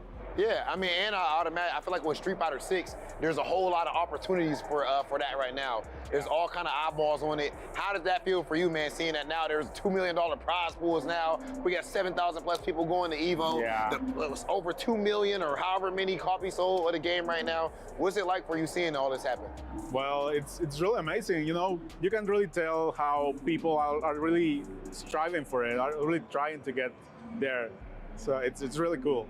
Okay, and when it comes to your CPT event, your CPT Online event, right? What can we expect from you? We've seen you win before. Right. You won that CPT event. You made it in the Capcom Cup. What was that like for you? I was really happy because all the training, all the past struggles, the second places, and all the stuff I actually work on, that finally came to me winning that. So I was really happy and hyped. I remember that night I went to have dinner with my peers, and it was really fun. And They celebrated your win and everything. Yeah. Kusanagi, I'm proud of you for winning that, making it in the Capcom Cup, and I'm excited to see if you are going to do it again. I would not be surprised. It's been a pleasure talking to you, brother. Ladies and gentlemen, Mexico's own Kusanagi. And Kusanagi still has a chance to win this one as well. He's still in it. And in fact, we are going to be seeing him coming up next right here in the winners finals of this event to find out who will be the third player to qualify for Capcom Cup 10. Joining the hunks, Angry Bird and Travis Styles, right, that have already qualified for sure. Definitely going to be a good look, to say the least. And yeah, these are the two players that are in the prime position to do so, right? Because they have that winner's finals advantage. If they're able to win this set, they'll have a whole set to play with in grand finals if it comes to that. So this is very, very important here. Two of the strongest of the region as well. You saw Kusanagi repping the Team Mexico shirt over there with the interview with Rob. Grand Totakai also been putting on heavy for the Panama scene. So I love seeing in within a region, 2 separate countries represented in winners finals as well. I just love Kusanagi's pose, his picture right there, just showing, he's just like, I will defeat you. I will systematically defeat you with my undeniable strategy. If you couldn't figure out by the name, you'll figure out by the pose that this man is anime, to say the least. You know what I'm saying? Like, so. Yeah. No matter where you go, fighting game players will have these. Dude, like I was reading a tweet recently, and it mentioned something about a kainu, and I was like, it was about One Piece, and I didn't know, and I was like, oh. The weebs run deep out here in the FGC, 100%. There's a little bit of weeb in all of us. Took even me a while to know where Vicious got his name. That's another one, Cowboy Bebop reference. Sorry if you wanted to keep that one on the low, friend. But I've heard him talk about it before, so I'm sure it's fine to talk about that there. But yeah, man, it really runs deep. Yeah. Oh no, the spike's still coming. And here we go again. Like we said before, the lore matchup is definitely one we see a lot. And no, what the heck was he? I mean, I wonder, did he think that was going to combo? Maybe it was a negative edge problem or something. Yeah, it could be a storage input type error here. But just to harken back to what I talked about yesterday, Kusanagi did face Sonic Fox in grand finals at Smash Factor. He also faced MJ Gamma in that tournament. He was able to defeat MJ Gamma's JP, but fell short up against Sonic Fox. So JP has proven a problem to Kusanagi already in this game. And you got to wonder if yesterday, Grand Totokai's like, I may run into Kusanagi. I wonder if he went back to study that match, Yeah, he definitely could be. Oh, great job just letting the OD DPs rip here. Oh, and then the parry. He baited it out with the jab. That was so smart. Yeah, 2,000 damage again on those punish throws. I think it's 2,040. That's a fifth of your life. Yeah, it hurts a lot, bro. Like, to lose a fifth of your life to a throw, not a good look, but you're going to lose the rest of it to a drive impact. That's even worse. Dude, I love that meaty fireball setup from Ken, and Ryu has it as well because it beats the level 1s, it beats the amnesia, so it's a really great strategy to have against the JP. And Kusanagi, he loves that as well. The empty jump into the crouch medium kick, that is something that he looks for a lot in this matchup. I saw it at Smash Factor. So that's something that Grand Totokai might want to look And at. then the jab, Oh, and he canceled in time to be able to go through the amnesia. That was so sick. He usually commits to the DP. He'll take the trade, but to just blow through it with the level 3 was next level. Oh, man, that's brutal. And yeah, just block that. Whatever, catch you at the toes. Not going to be quite enough to kill, but that throw will do it. And Kusanagi looking like he does not want to end up the bridesmaid of another online tournament. He wants to be the bride right now. That was wild, man. He's going to be the one throwing the bouquet. That is insane the way he started this stuff off. Just right. Getting in his face. I love the empty jumps into the crouch medium kicks. We talked about that, right? Up against the crouch heavy punch of JP, you got to put yourself at that distance where empty jump will make it whiff so you can whiff punish on the ground afterwards. Otherwise, it is a dominant anti-air button. So great recognition already from him. I liked seeing the OD fireball represented, the drive rushes to get in his face very quickly. He just did a good job overwhelming him early. Yeah, but remember, that's kind of what happened to Grand Totokai last time. Remember, he got overrun. Was it Solviang who overran him? Yes, it was. And then the next 3 games, he took it right away. So let's see if Grand Totokai tries to do something similar here. Calms down a little bit, tries to play a little bit more defensive, and tries to find the situations where Kusanagi tries to rush in. Exactly, right? Because that's what we always kind of fall back into when we talk about JP. And it's like, if you're having trouble putting the bullet hell up, getting the projectile traps going, my man's buttons are next level. He's got the best drive rush stuff buttons in the game. So because of that, I think it also works for the Dragon Lash. It works for a lot of what Ken wants to do to try to get close. So because of that, I'm expecting Totokai to kind of try to slow it down a bit, press these buttons, get these counter hits, and he gets wild extensions from them a lot of the time too. Like we talked about the Kane normals comboing without any type of counter hit or forced knockdown on anti-airs. The crouch medium punch, if he hits to the right distance, gets a great extension as well, especially if the drive rush is behind it. So yeah, man, Grand Totokai, let's see how he approaches game 2. Oh, and again, there's that EX Ghost, which, again, at first was not an obvious tool to use, but the JPs, the best JPs, use it constantly. Yeah, if you see him throw it out again right there, right? He's keeping Kusanagi at bay. Another one! He tried the Dragon Lash, but it formed just in time, and the spike to stuff the drive rush. This is exactly what Totokai's looking for right here. But just as I say that, my man did drive rush crouch fierce. And it hit. Just in neutral. I've seen that as like a meaty setup, but just in neutral like that, that was wild. And again, every time you get hit by that Tatsu ender from Ken, look for the whiff jab because that's the frame kill for the overhead. Oh, man. And yeah, especially in this matchup, you got to look for his frame kills for the fireball, as you mentioned before, right? Because it beat so many of his options, but he got committed. Oh, no, you put a ring on the wrong one, fam. Oh, man, so that means Grand Totakai going to take that round here. All right, so let's see if he is making the No, you... Dang, that clipped? Okay. Quick little reach and a quick little lesson followed up from Kusanagi. Shoot, that Kane again. Wasn't a punish counter, because when it is... Look at that. That is just a raw regular hit right there. Look how much damage he gets off this as an anti-air regular hit. I mean, look, if you wanted to have a successor to Sagat, that's what it makes me feel like, that forward heavy kick when you're jumping from downtown. Oh, Kusanagi tried to escape via the air. And look, he waited for the empty jump that time. That was a beautiful adjustment from Totakai. But he's burned out right now. This is risky, and Kusanagi has 2 bars of super. What a jump back. No, that's going to combo into the corner. He should be able to kill off of this with the level 2 and the Oh, man. Level one. Nice job. Efficient kill there. Didn't have to spin both bars. So now Kusanagi going into the round 3 with 2 bars. He'll build a 3rd one in no time. This is definitely a good look here in game 2. This is, again, why you got to be so careful of when you're burned out. But when it happens, dude, it's so scary. That burn. Oh, no. A little bit too far. So here we go.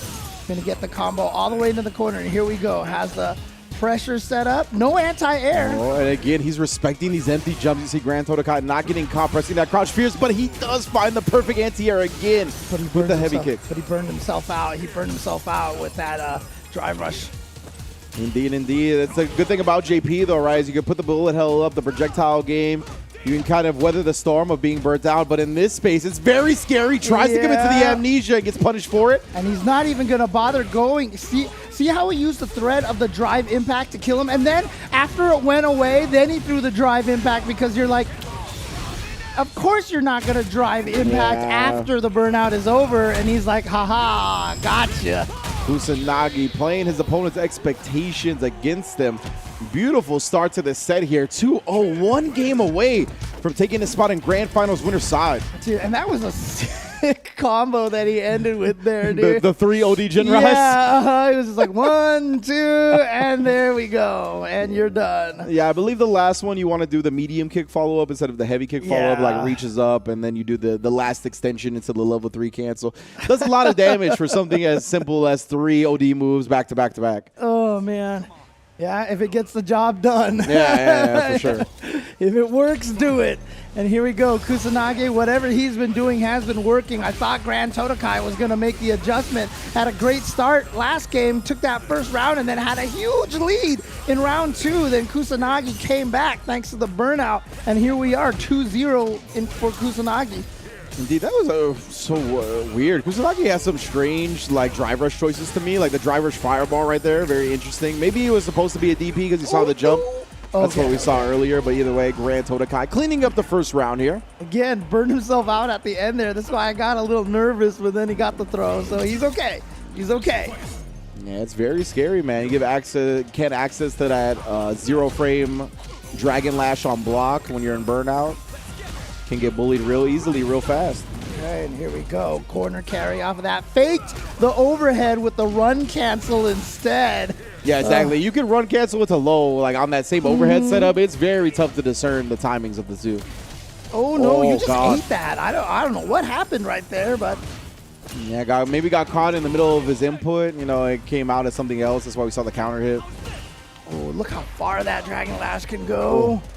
Missed the juggle. Open the combo, but nice confirm off the light into the drive rush here. Oh, that's the setup, for the meaty fireball. And you saw the amnesia came out, and that's exactly why he does that setup. Yeah, it's beautiful that the same setup leads to the meaty overhead that you can combo off of and the meaty fireball. So it's just a nice little sequence there for Ken. And there's the empty jump crouch medium kick, another favorite for Kusanagi in this matchup. Oh, he actually hesitated on the jabs. Usually he just continues the jabs and catches the JP blocking, but this time, Grand Totakai catches a break. right, so Grand Totakai. Oh, no, the headbutt. My lord. Dolskoy. The duff. Oh, man, I can't believe he recovered from that in time. I thought the jump fierce was going to come through and connect. Nice job drive rushing past that. No projectiles here, fam. Kusanagi's got a chance here. He just needs to level 3. That should be it. Is this going to kill? Oh, yeah, my man. Is this going to kill? Oh, there it is. Kusanagi. 3-0 over Grand Totakai. Again, wow. I mean, a lot of times, you know, sometimes the losses that you have in tournament are oftentimes caused by yourself. Your nerves, you know, stress, etc., etc. And like I said, Kusanagi finishing second place in so many CPTs. I mean, it was almost like a curse that he had. But then he made it in his first one, and now you can see the confidence just exuding from his gameplay. And there it is. He's going to go into Grand Finals 3-0. And a lot of time that confidence is informed by the work you put in, right? Whether that be in training mode, whether that be sparring against your regular training partners, or your tournament experience like we talked about with his Grand Finals against Sonic Fox. He has definitely seen this matchup before at a high-stake level. Yeah. So because of that, I mean, he just looked extremely prepared from every angle up against Grand Totakai. And Grand Totakai has some great anti-airs. He had some great decisions in the matchup as well. But Kusanagi, that ruthless aggression of Ken, bro. Look at that. Oh, triple Jinrai real quick.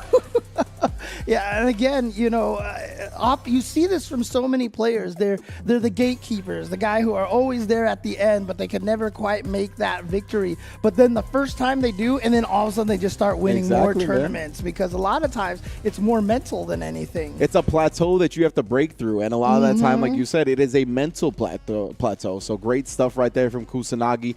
Going to be in Grand Finals winner's side. He's going to have a whole set to play with for whoever makes it back to him in that Grand Finals. Of course, we got the losers semis to decide who's going to get that run up against Grand Totakai. Will it be Sol VNG or Roger FGC? Yep, as you can see right there, the Rashid continuing forward here. But now, Rashid never has fought an enemy like this before. Modern Ken. Yeah, I'm sorry, Luke. Modern Luke. Modern Luke. Modern Luke in the building. I just noticed that Roger Social right there, he's a little bit of a Donald Glover fan, huh? Okay, I see you. Childish Rogelio, you know what I'm saying? That is definitely okay. the Donald Glover Wu-Tang handle right there. Big ups to Roger. I see you, fam. So, yeah, he's going to be rocking the Rashid, and he's looked good, right? He has some of these dirty mix-ups that people aren't going to be ready for. He just got to put himself in the position to get there. And I will say, up against Modern Luke, he might have a more difficult time doing it up against, like, in comparison to classic characters, right? Yeah, how good are your mix-ups against yeah, DB. DB, but we'll see how it goes. Ooh, I'm very interested in see how this one plays out for sure. The modern control schemes just always intrigue me more so. All right. Simple and clean indeed, Rashid. We'll see how that goes, how that plays out. Oh, no. Simple and clean. That means you got to check these drive rushes, fam. Round one start, but a beautiful back throw here now off of that drive rush to get him in the corner. And just busting out, but burning himself out. Yeah, Sol VNG said, you know what? I'll just go in the burnout meter. I'll just get a whole new drive meter to work with. Yeah. I'll suffer the consequences right now. Because sometimes if you don't know what the character is capable of, what their moves are, you just EXDP. But look at this sequence here. Yeah, what do you do when you're burned out? And what I like seeing from that, I've often said, if you burn your opponent out and you don't have a cool block string, go find one. Go find the good block string. Oh, the perfect parries. He tries to wake up and get frisky. I love it from Sol. Oh, walking back in the throw bait. Beautiful stuff indeed. Dude, the fact that he can actually get the drive rush into the suppressor in time. Luke's crouching heavy punch causes so much hit stun. Yeah. It's actually insane. Oh, and again, he tries to press buttons at 99 seconds, but it's too early. The drive rushes are landing at perfect timings because of that. Okay, got him with the anti-air. And now trying to get him for the corner here, but the modern controls not giving him an opportunity. He knew that he was going to be thirsty to burn him out right there, right? So he just sends the level 1, and he parries. That's actually going to give him so much drive meter, enough to drive reversal and still not be burnt out. Yeah, but he's still got to be careful because one more block right now is good. Oh, no, he's still there. Oh, but yeah, the whirlwind didn't take enough. Finally, there it is. Yeah, plus frames. Oh, no. Here we go. But he's still got a lot of health. Oh, that was a cool combo. Yeah, I would have actually liked Roger to just like harass him a little bit more, take advantage of that burnout, but nonetheless, this is a huge life lead he's built for himself. Oh, too far! Missed, and he still got thrown. Again, one of the weaknesses that they talk about for Rashid, a little bit stubby butts. No, the drive impact. Meaty again. That meaty drive impact, bro. You heard Rob and Brian talk about it at the top of the broadcast. That success rate is sky high, and we see exactly why Soul used it. Yep, again, just because the thing about it is when you get knocked down, right? We're all still trained from Street Fighter V because it still kind of applies here of the throw, attack, shimmy, mix up. So you're thinking, is he going to throw? Is he going to shimmy? Is it drive impact? You're like, oh, that's right. Yeah, I think it's definitely has such a high success rate because, as you mentioned, it's something that we've never had to deal with before on Wake Up, right? We're so trained, not even from 5, from all of Street Fighter to deal with certain things on Wake Up. Drive impact has never been something you had to worry about. Nothing even close to it has been something you've had to worry about before. So it's going to take players some time to get used to. Oh, here's an attack. I'll block this, and I am dead. Yeah, exactly. It's just going to take some new muscles to be developed. You know? mean, a good way to think about it is just to think about that when you're in the corner, everybody has a command throw. Except the command throw was a drive impact, honestly. That's not a bad way to think about it, honestly. Oh, no, jump right into that tornado. Now you're in the corner. And speaking of drive impact, yeah, there it is. And Soul, he is broke on the drive mirror as well. That's why he tried to parry. But the whirlwind, it was time, so he didn't even have to deal with it. And yeah, he's going to burn himself out. He's like, you know what? If I'm going to get burned out, I'm doing it on my own schedule here. Oh, what a check. What a check. I guess he sniffed out that he was going to be committing to a drive rush afterwards. Soul with that forward-reaching jab. Not forward enough to anti-air that, apparently, though. Ooh, that was far. Sometimes you forget how far the wind-assisted jump takes him. Goes flying across the screen right now. Frequent flyer miles on deck. Oh, just a raw EX Sandblaster to check. Level 1 with punished with the modern level 1. Yeah. Oh, no. Yeah, tried to sneak in there with that run slide, but unfortunately instead, oh no, did he drop a DP? Yeah, I don't know. That was Look, funky. if you're dropping a DP, actually, to be fair, maybe he did the DP motion because he wanted the damage, right? That's what I'm assuming that a lot of the Luke players do. Because I was about to say, if you're dropping a special on modern controls, like, you know. We won't say anything more about that, you know. Nice job right there, though. You can see the DP locked and loaded when he's trying to take to the sky, get those air shenanigans going. Yeah, so in case people don't know, you can do the regular motion for some of the special moves in modern, and when you do, drive impact, fam. Roger ready with that one. Knew that he would attempt to blow through the whirlwind and knew exactly what he would do it with. Oh, try to go for some of those somersault tricks over here. Nice throw tech, but gonna throw out the Asar. Oh, he accidentally dashed into it.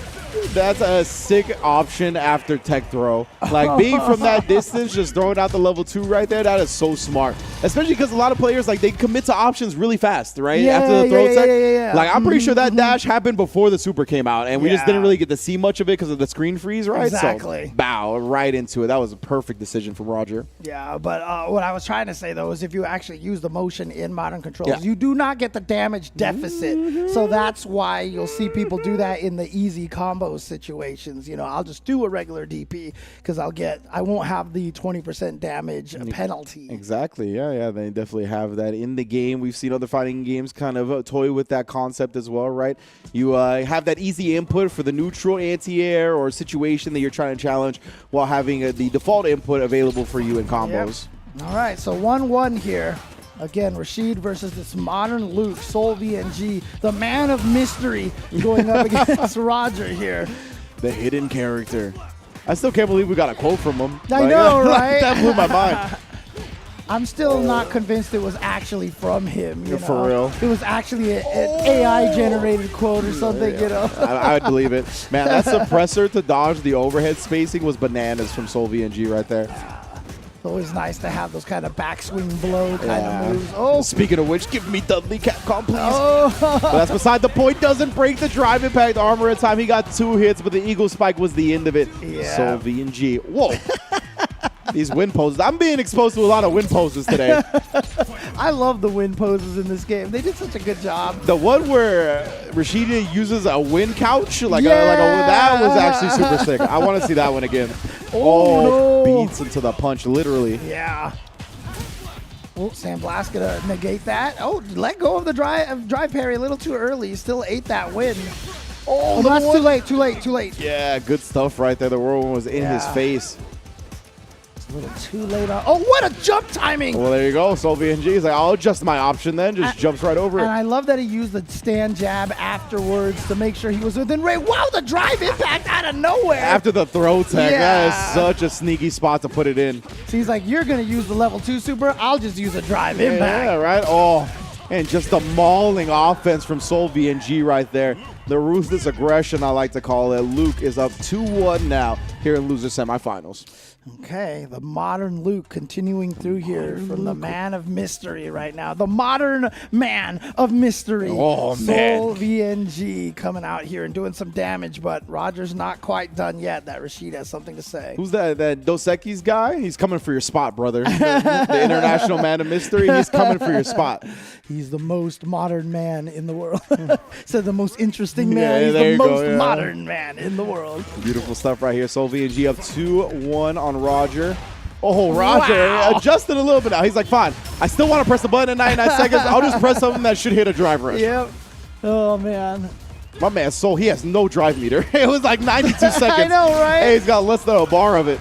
Oh, he's getting some of that back right now. Try to go for that suppressor again, twice in a row. Back throw here for Roger. We've seen him do that a couple of times.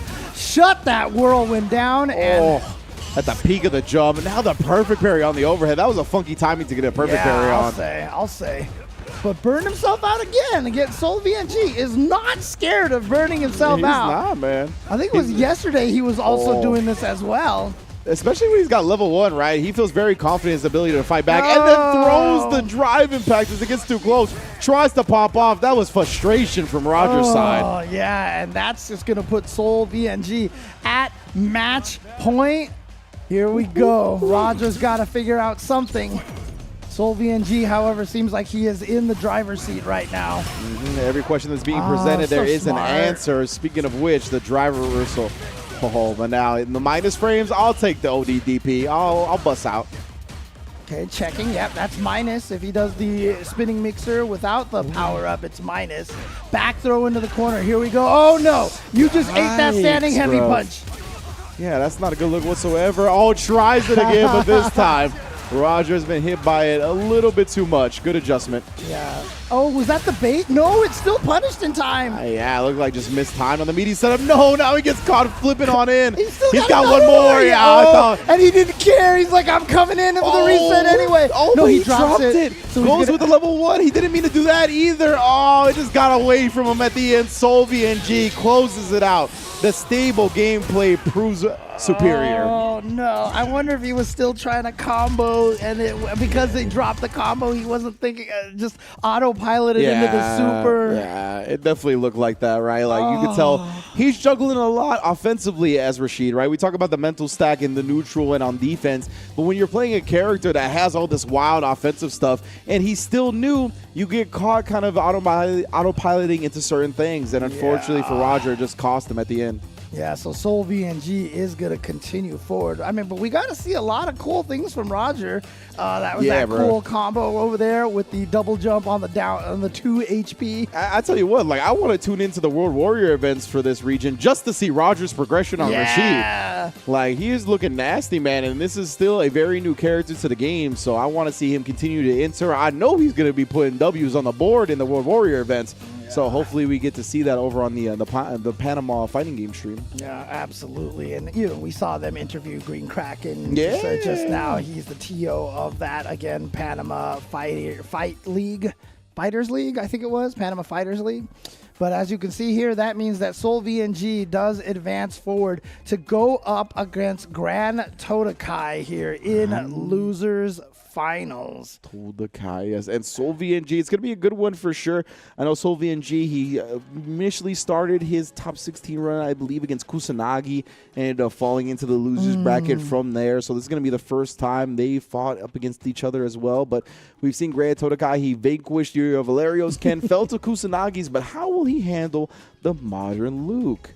Yeah, exactly. So we're going to find that out in just a second. But while we're going to go on a quick break, but while we go on a quick break right now, bust out your Chipotle app right now. Order yourself some Chipotle. Use the promo code HDKN 236.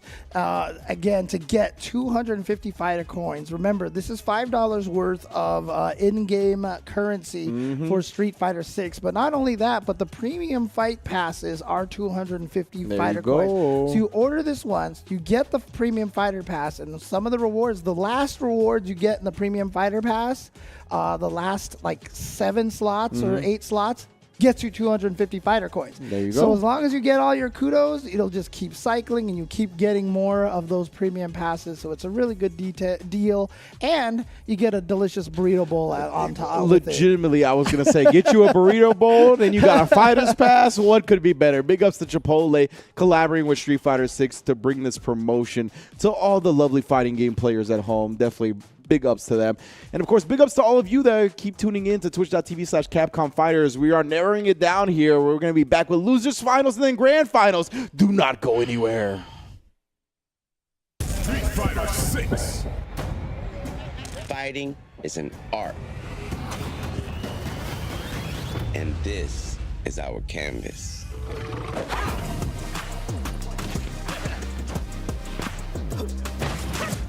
Here, we flex our style, our passion,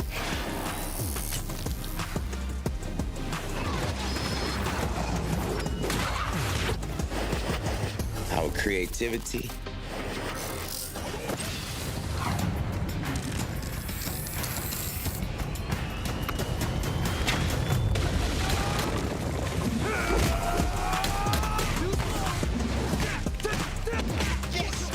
our skills. We come here to break rules, to bend minds, to change the game. This is where we make an impression.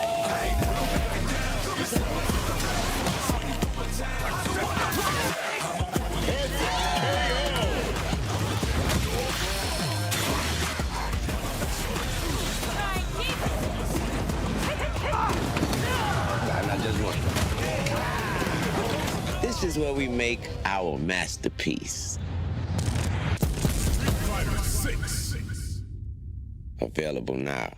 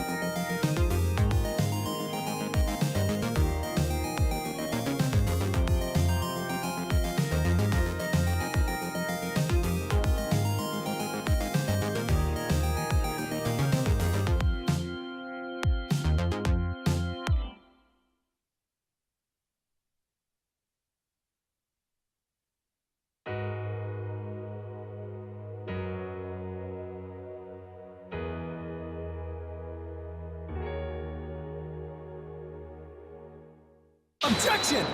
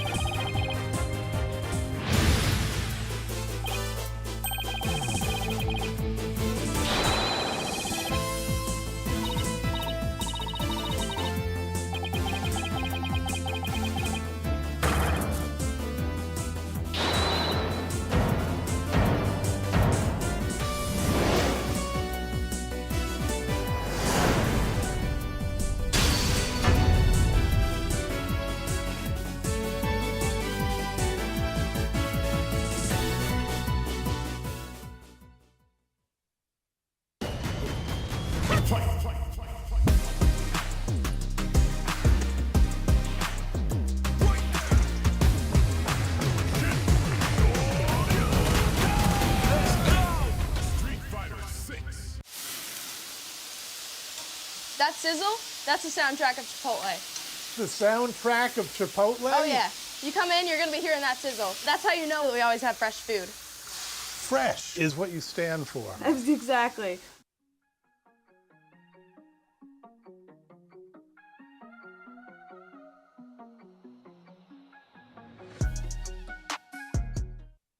Welcome back, everyone, at twitch.tv/Capcom Fighters. This is the Central America West Top 8. I am Ringe. This is James Chin, and we have arrived at Losers Finals. That means top 3 is in the books. We just got to decide what order and who is going to qualify for Capcom Cup 10. That's right. We are just down to these 3 players. Now, obviously, all of them are in the money, including 4th place was in the money as well. But $2,500, while is very nice, obviously, it's a nice way to, get a little extra spending cash, absolutely. buy some Chipotle or buy yourself a PS5 or something like that. But honestly, it's that qualification spot that they are looking for. Yeah, of course. It's going to get you into Capcom Cup 10, a chance at the first place prize of $1 million.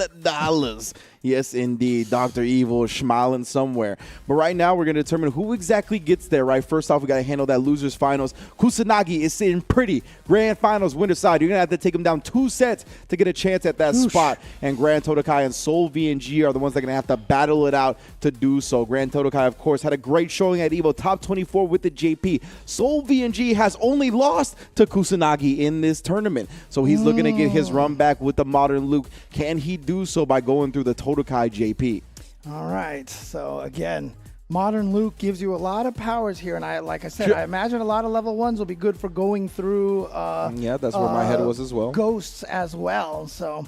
But as I said, it's one of those things. So if you know you're fighting against a modern player, you have to know not to try to go for those like cheeky testing their reaction things. Or if you do try to do stuff that's testing their reactions, make it like a forward dash where maybe they're too slow and you block in time or something like that, instead of committing to drive rush, which has so many frames where you can't block, Precisely. So we're going to see exactly how Soul VNG and Grand Totakai go about maneuvering around each other, right? How is Grand Totakai going to test the reaction of Soul VNG? How is Soul VNG going to go about getting around the Ghost when he doesn't have that level 1, right? We'll see. Does he commit to the drive rushes?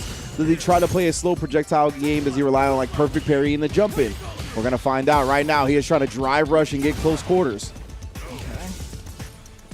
Jump over does nothing, and now back to this full screen game here. See Soul VNG trying to do more. No, you got to watch out. Every time you block those ghosts, the spike potentially coming, can't do anything afterwards. And so much damage reward for every hit that JP gets. Flash Knuckle, it might not even been charged. Yeah, didn't look like I don't think it was plus right there, and Grand Totakai knew it, so he attacked afterwards.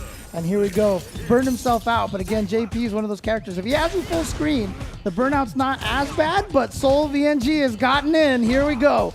Exactly, Grand Totakai. Oh, wow, he just wakes up with a button. No fear in his heart. Oh, my God. Indeed. Oh, that button. That I hate button. that. The falling cane normal right there, it hits so late, so far, it gets just people walking forward all the time. It's like that poison forward heavy punch from Street Fighter V. You're just like, I'm okay, and then you get hit. Oh no, that's the worst. You go up there and try to bait out maybe something, but then instead they just wake up throw. That was a really good, oh wow, actually parries the drive impact in the corner that time, but I wanted to highlight the normal wake up from Grand Totakai to keep himself in space to throw the drive impact. That was really smart. Oh, DP on the drive impact this time. You saw he DP'd a Dragon Lash Matt early, the Modern Luke. Yeah, I mean, I feel like he hit him after the armor ran out, right? So he actually had enough he like whiff punished it. Yeah, he had enough invul to go through the first couple of active frames and then still hit it or something. I don't know. Yeah, that could be actually it, where he caught him during the recovery frames because of the invul going through the remaining active frames, definitely. All right, well, back to full screen here. Got to find a way in. Okay, just patience. Gets the DP, and here we go. Throw into the corner here. Again.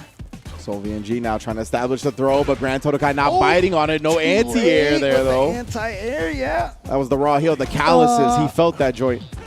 Oh, no. Oh, this is huge now. Side switch. No, you were not ready for it. Okay. Finally finds the drive impact, and the DP could have worked right there because of enough damage. One mix-up. Watch out for the fuzzy. He went for the low that time. Oh, he's just whipping these buttons in his face, but it's tough. Oh, baits him into that, but doesn't have a answer prepared. Does he want to go for the level 2? Oh, what a jump! Wow. I was thinking maybe he would activate the level 2 because he was in burnout, right? Like find a button into level 2 and then just lock him down in that situation. But even then, he's got modern controls, so, you know. Yeah. He could have been scheming for sure. OD Amnesia after the plus frames on a flash knuckle. Very smart. Try to bait out the throw whiff a couple of times there. Once with the walk back, another with the neutral jump. And we'll see SolVNG. I mean, he's been showing the parry on a lot. I want to see the command throw off of that as well, the crouch heavy punch. They often parry as soon as they land because they know a ghost is coming. So you don't have to guess if it's a high or low ghost, so you parry like that, but that's why the command throw works. Exactly, but right now, Grand Totakai, he just wants to play kind of risk-averse, right? He's not looking to commit that heavily to anything, especially with a life lead like this. Yeah, and it's smart because, like I said, you see a lot of times people overextend themselves because they want that win. But you could just be patient. I mean, yes, it's slow. Yes.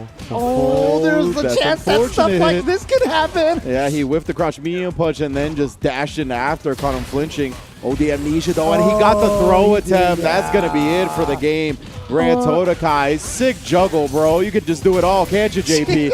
1-0. Who knew he was actually a fitting Marvel vs. Capcom 3 character, dude? Yeah. You could put him in there and he would look right at home with these combos, dude. The malice that I said that with. I didn't mean for it to sound so venomous, but I was like, wow, son, like that jump and kick extension right there, I'm just not used to seeing that one. Great stuff from Grand Totakai. He knows all the routes.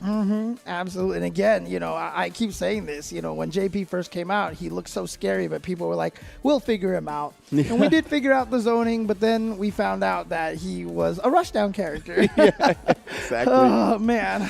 Nah, I mean, he's really such a well-rounded character, right? He's got great offense, great zoning, massive buttons in the neutral.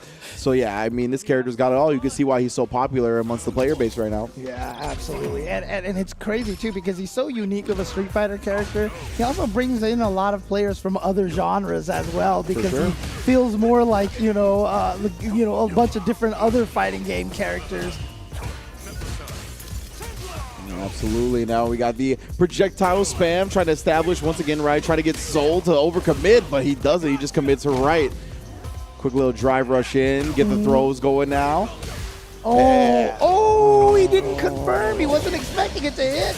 But then he sees the drive rush and just lets the level 1 loose. Yep. And it's dangerous. The privilege. Oh, actually, it won't work for... Oh, no, that's off the throw again. So he's going to get this big hit. Look at this big corner carry here. And he goes in there with the empty low. And again, we talked about it, right? He's just inputting back and the parry instead of down back, so he gets clipped low on the recovery frames. Burnout, and he's got a level 2 on deck as well. He's in there. Is he going to cancel into the level 2? No, he drive rushes. Oh, too far away, and he gets caught by the Sandblaster.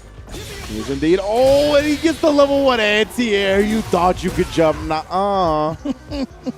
The reaction's too clean with the modern controls, bruh. Absolutely.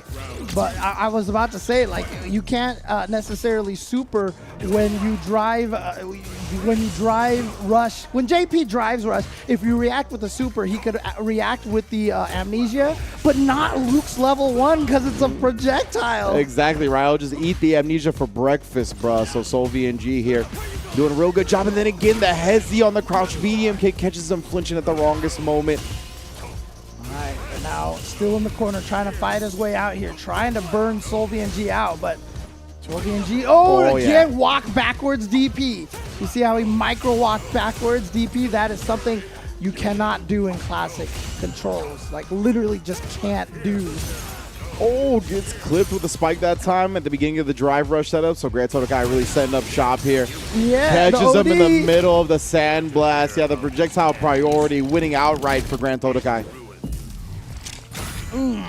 Mad damage right there. No. Put the departure up as well and just walk towards him. Great perfect parry, yeah. Okay, corner now. You have to deal with this. Didn't get the anti-air. Now, throw loops time. Shimmy instead.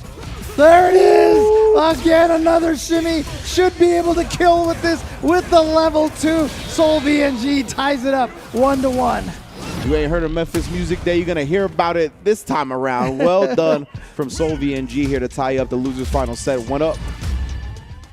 All right. right, so again, this is just losers finals here for the right to go up against Kusanagi, who's waiting over in the wings right now, just kind of like patiently chilling.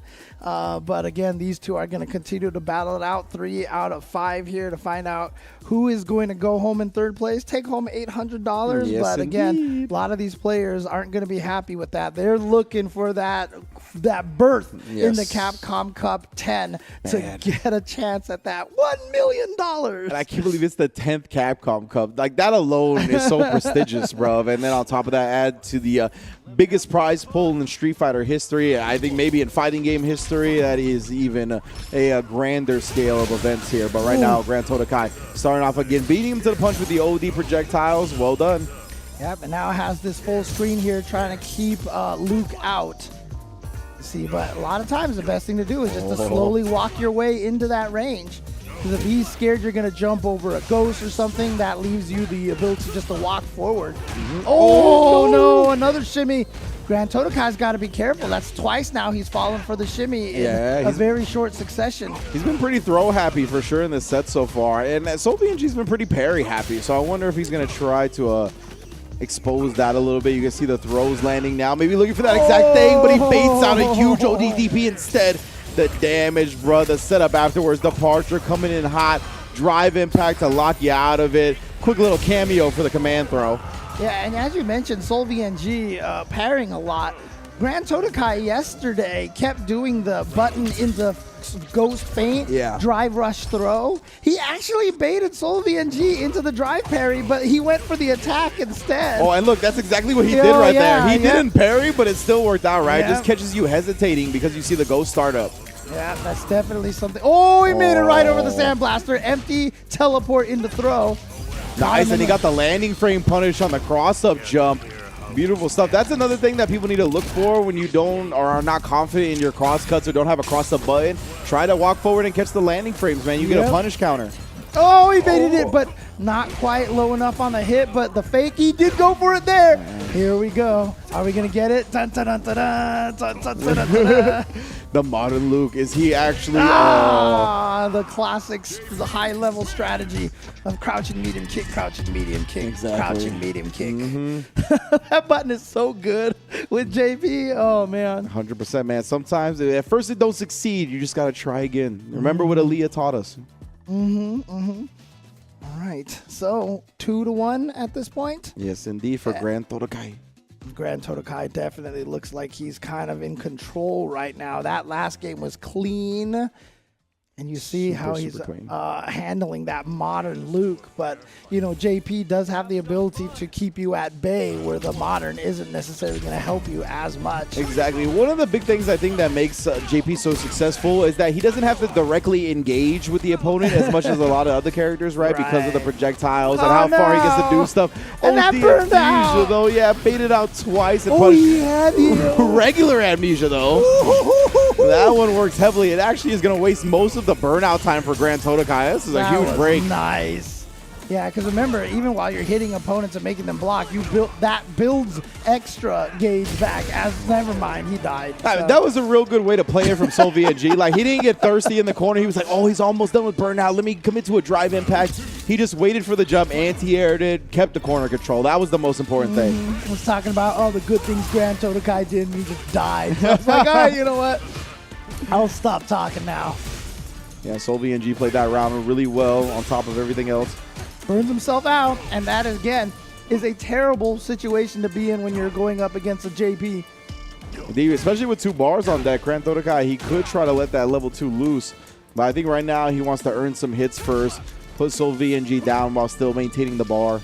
Yeah, and there he goes. That has ended the burnout right there. He's back. Oh, and then immediately gets caught by the drive rush low. So here we go. What's the setup here? Oh, he doesn't go for anything fancy. There's the level 2 setup off the target combo. Just jumps up, tried to get a throw bait, but instead will throw the parry. And again, if you're fighting against JP, sometimes getting that punish throw, losing 2,000 lives is actually kind of better.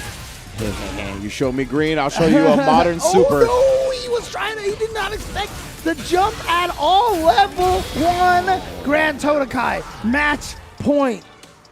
And this guy JP builds a lot of meter, huh? He used the level 2. I guess he had like an extra meter at that point already. So using the level 1, but already built up a whole nother bar here for round 3. I don't even want to talk about it. Yeah. Shades of Rolento there. You know? Real. Oh, man.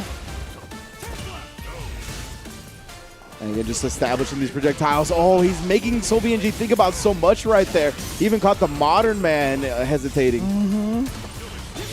Oh, no more, reaction, though. Good reaction. Level Yes, 1, level keep 1. him at bay. Oh, level 1 on the neutral jump, but too far. That's unfortunate. And you know what? Even though you don't get the punish on that, you are happy that he spent that meter. Oh, yeah, big time. Grand Totakai will be pleased with that one. He doesn't have to worry about him having a bar for a little bit longer. There's that jump medium punch hit so far away. And now, yeah, you're just sitting there so worried about the portals. Oh, he should be able to finish off here. He's got the level 2, doesn't even need anything.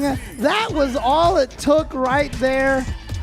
And Grand Totakai will be entering grand finals against Kusanagi in a rumback. That was clean, man. The drive rush overhead, that's really, I think, one of the biggest things about JP is the fact that he could set up the departure and then just walk at you or drive rush at you. The world is his oyster at that point, and you just have to be at his beck and whim. You really have to either pick your spot perfectly to try to reversal out of the pressure, disengage by jumping back, or you just got to deal with the mix-up. And right there, he got the overhead. Oh, man. And again, JP just has the ability to just juggle you for days. It's so... it's brutal because, again, you know, the character that you're trying to get in on, he turns you around one time and then you can lose all this health.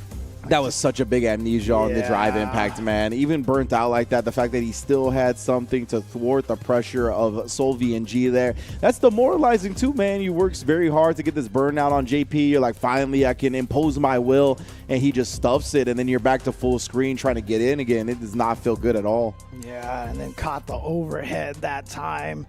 And again, look at that damage on that. I was fully expecting he to spend some form of meter, but he actually didn't need it. But that's gonna put him in grand finals. But like you said, this is the long road here. You have to send Kusanagi to loser's bracket before you can eliminate him. So he has to win 2 sets of 3 out of 5 versus Kusanagi. Kusanagi, who is in prime position to qualify once again for Capcom Cup, and he's going to try to do it in the lore match again. It is Ken versus JP. And we saw this in winners finals, right? These exact 2 same players playing this exact same matchup, and Kusanagi looks so prepared for everything that Grand Totakai was bringing out. He took it 3-0 in that winners finals, and it wasn't a close 3-0. Sometimes it is close. That one was rather convincing, so I want to see the type of adjustments Grand Totakai makes. Obviously, Totakai, again, got top 24 at EVO just a couple of weekends ago, so he is a very capable player of making these high-level adjustments, and now is the time to do so. Capcom Cup 10 berth on the line. Kusanagi versus Grand Totakai. Let's get it. Yeah, for sure. Grand Totakai. And he started the same exact way, right? The drive rush, crouch medium, kick into the drive cancel. That's what we saw. And then the plus frame fireball set up. Is this a replay? Are we not watching the exact same winners finals right now? Kusanagi is coming out, firing on all cylinders. Lord. That's what you'd like to say, but it is definitely happening here because Ken also puts you on fire too, so it is an appropriate statement. And look at this challenging. He knows Grand Totakai loves that sequence. Button, fake ghost, drive rush, and Kusanagi's like, look, I've scoped that out. I've studied you. You cannot surprise me. I have you on lockdown. Man, he baited himself. He was like, you're trying to bait me into a parry? Bait yourself, bro. Wow. What? The crouch medium punch hitting the fireball hurt box from that far was bonkers. Uh-oh. Punish counter throw, 2,000 damage.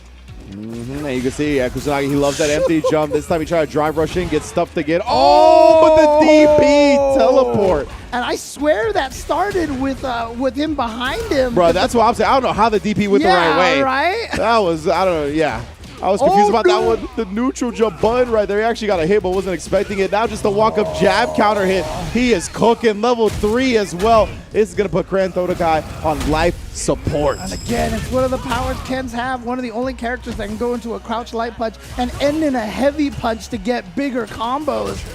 Oh, and again, Totakai just trying to drive rush out of the situation right there. But classic Ken pressure, the stand jab, the crouch medium kick.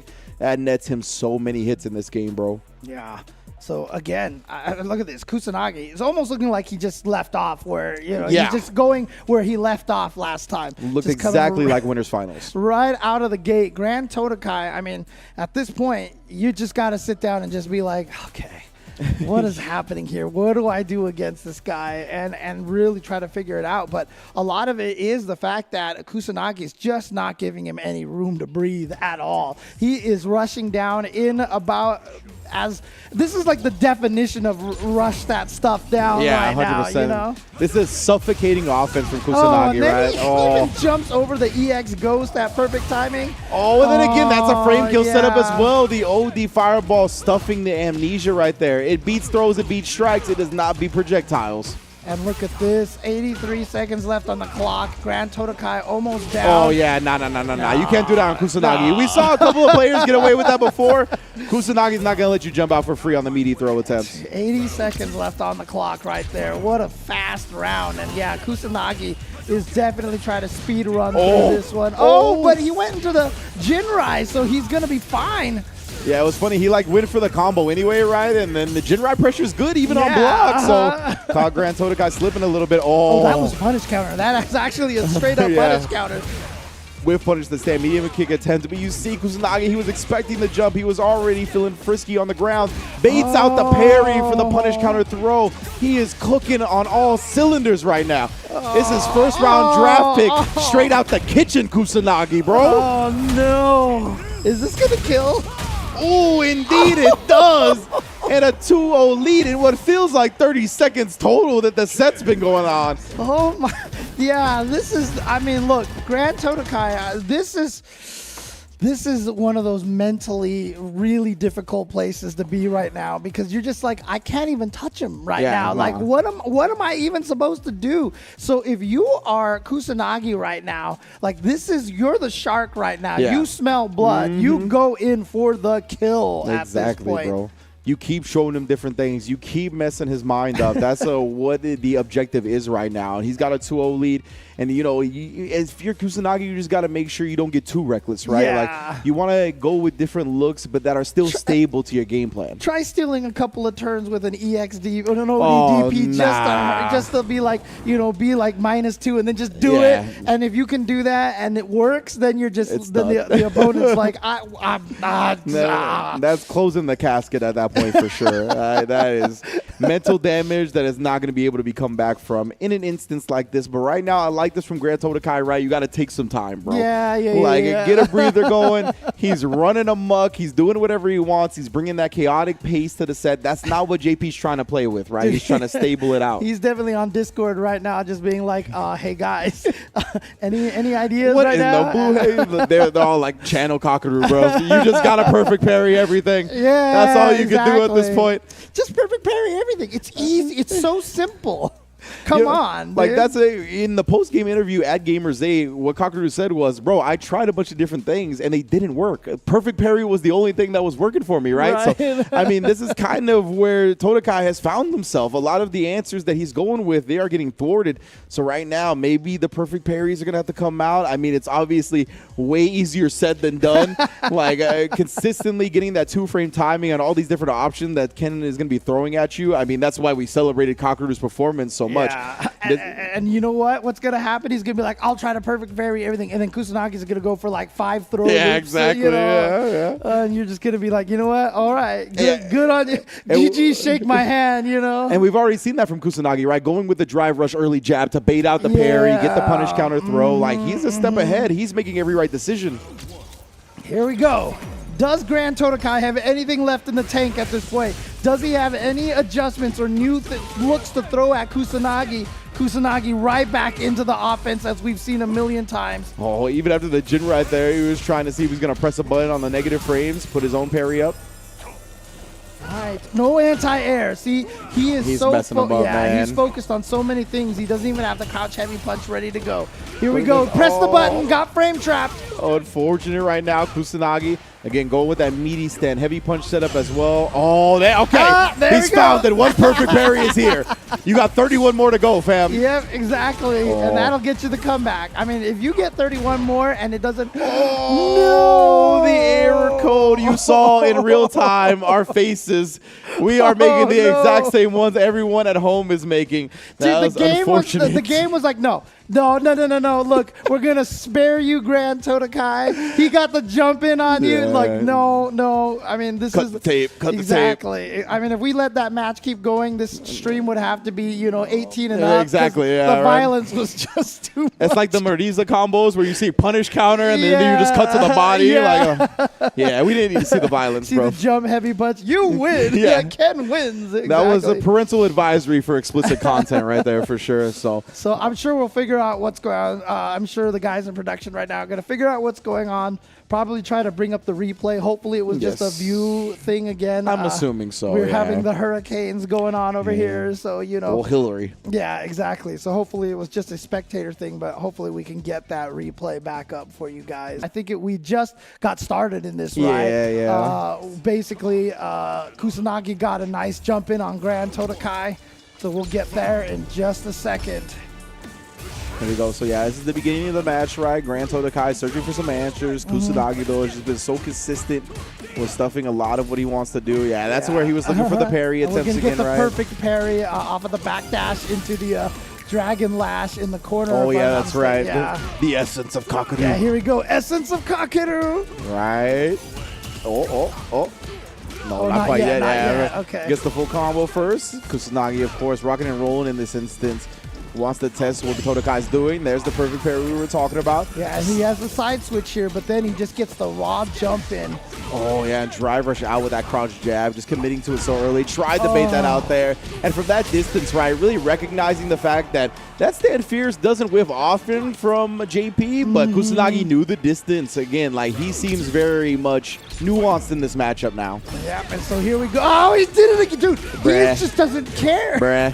He just doesn't care. There it is again. Oh, He's got to learn that reversal is off the table, fam. Yeah, you might as well just pretend it's not there when he has those kind of. Oh no, he just it's built done. the level 3. That is it. Kusanagi 6-0, 3-0 in winners finals, 3-0 here in grand finals over Grand Totakai. And like I said, by the time we got to this game here, I think Grand Totakai, I mean, again, I'm not saying he's, not mentally strong, but, those kind of matches, those 5 matches that you went through, it's a tough one. Absolutely. Like I said, I would have just been like, nah, you're good. You're good. Yeah, for Congratulations, dude. Again, that's another reason we celebrated the Kakaru victory at Gamers 8 is because he had lost 5 straight games before he made his comeback and reached his finals to grand finals, right? So, yeah. Not only that, but also the 2 most brutal losses at ever at Evo 100%. to make that comeback is crazy. My man Kusanagi, what a performance here. This is how you respond as a champion. Like I said, lost the tournament at Smash Factors to this character. Now comes in. This is the big one. This is to qualify for Capcom Cup. I'm going to make sure I'm prepared for the matchup I was weak in. And what preparedness did he have, right? Getting a 6-0 on one of the top JPs. This fella made top 24 at Evo, and he was out here having his way with them. That's exactly what you need to do if you want to be on this level. Oh, and there we go. The full OD Jinrai combo gives him the win, and Kusanagi is going to qualify once again. And like I said, this is a lot of growth for Kusanagi, who did start with a lot of second places in these online CPTs over the past few years. I want to say that he's had these second place finishes, and now last year I believe was the first time he won one of the online CPTs. I'll have to double check that one, but coming right back here and just basically sending a message. I mean, look at 3-0 over Roger. Yeah. 3-0, 3-0. I mean, True didn't lose a game in top 8. That's a great point to bring up as well. Yeah, man.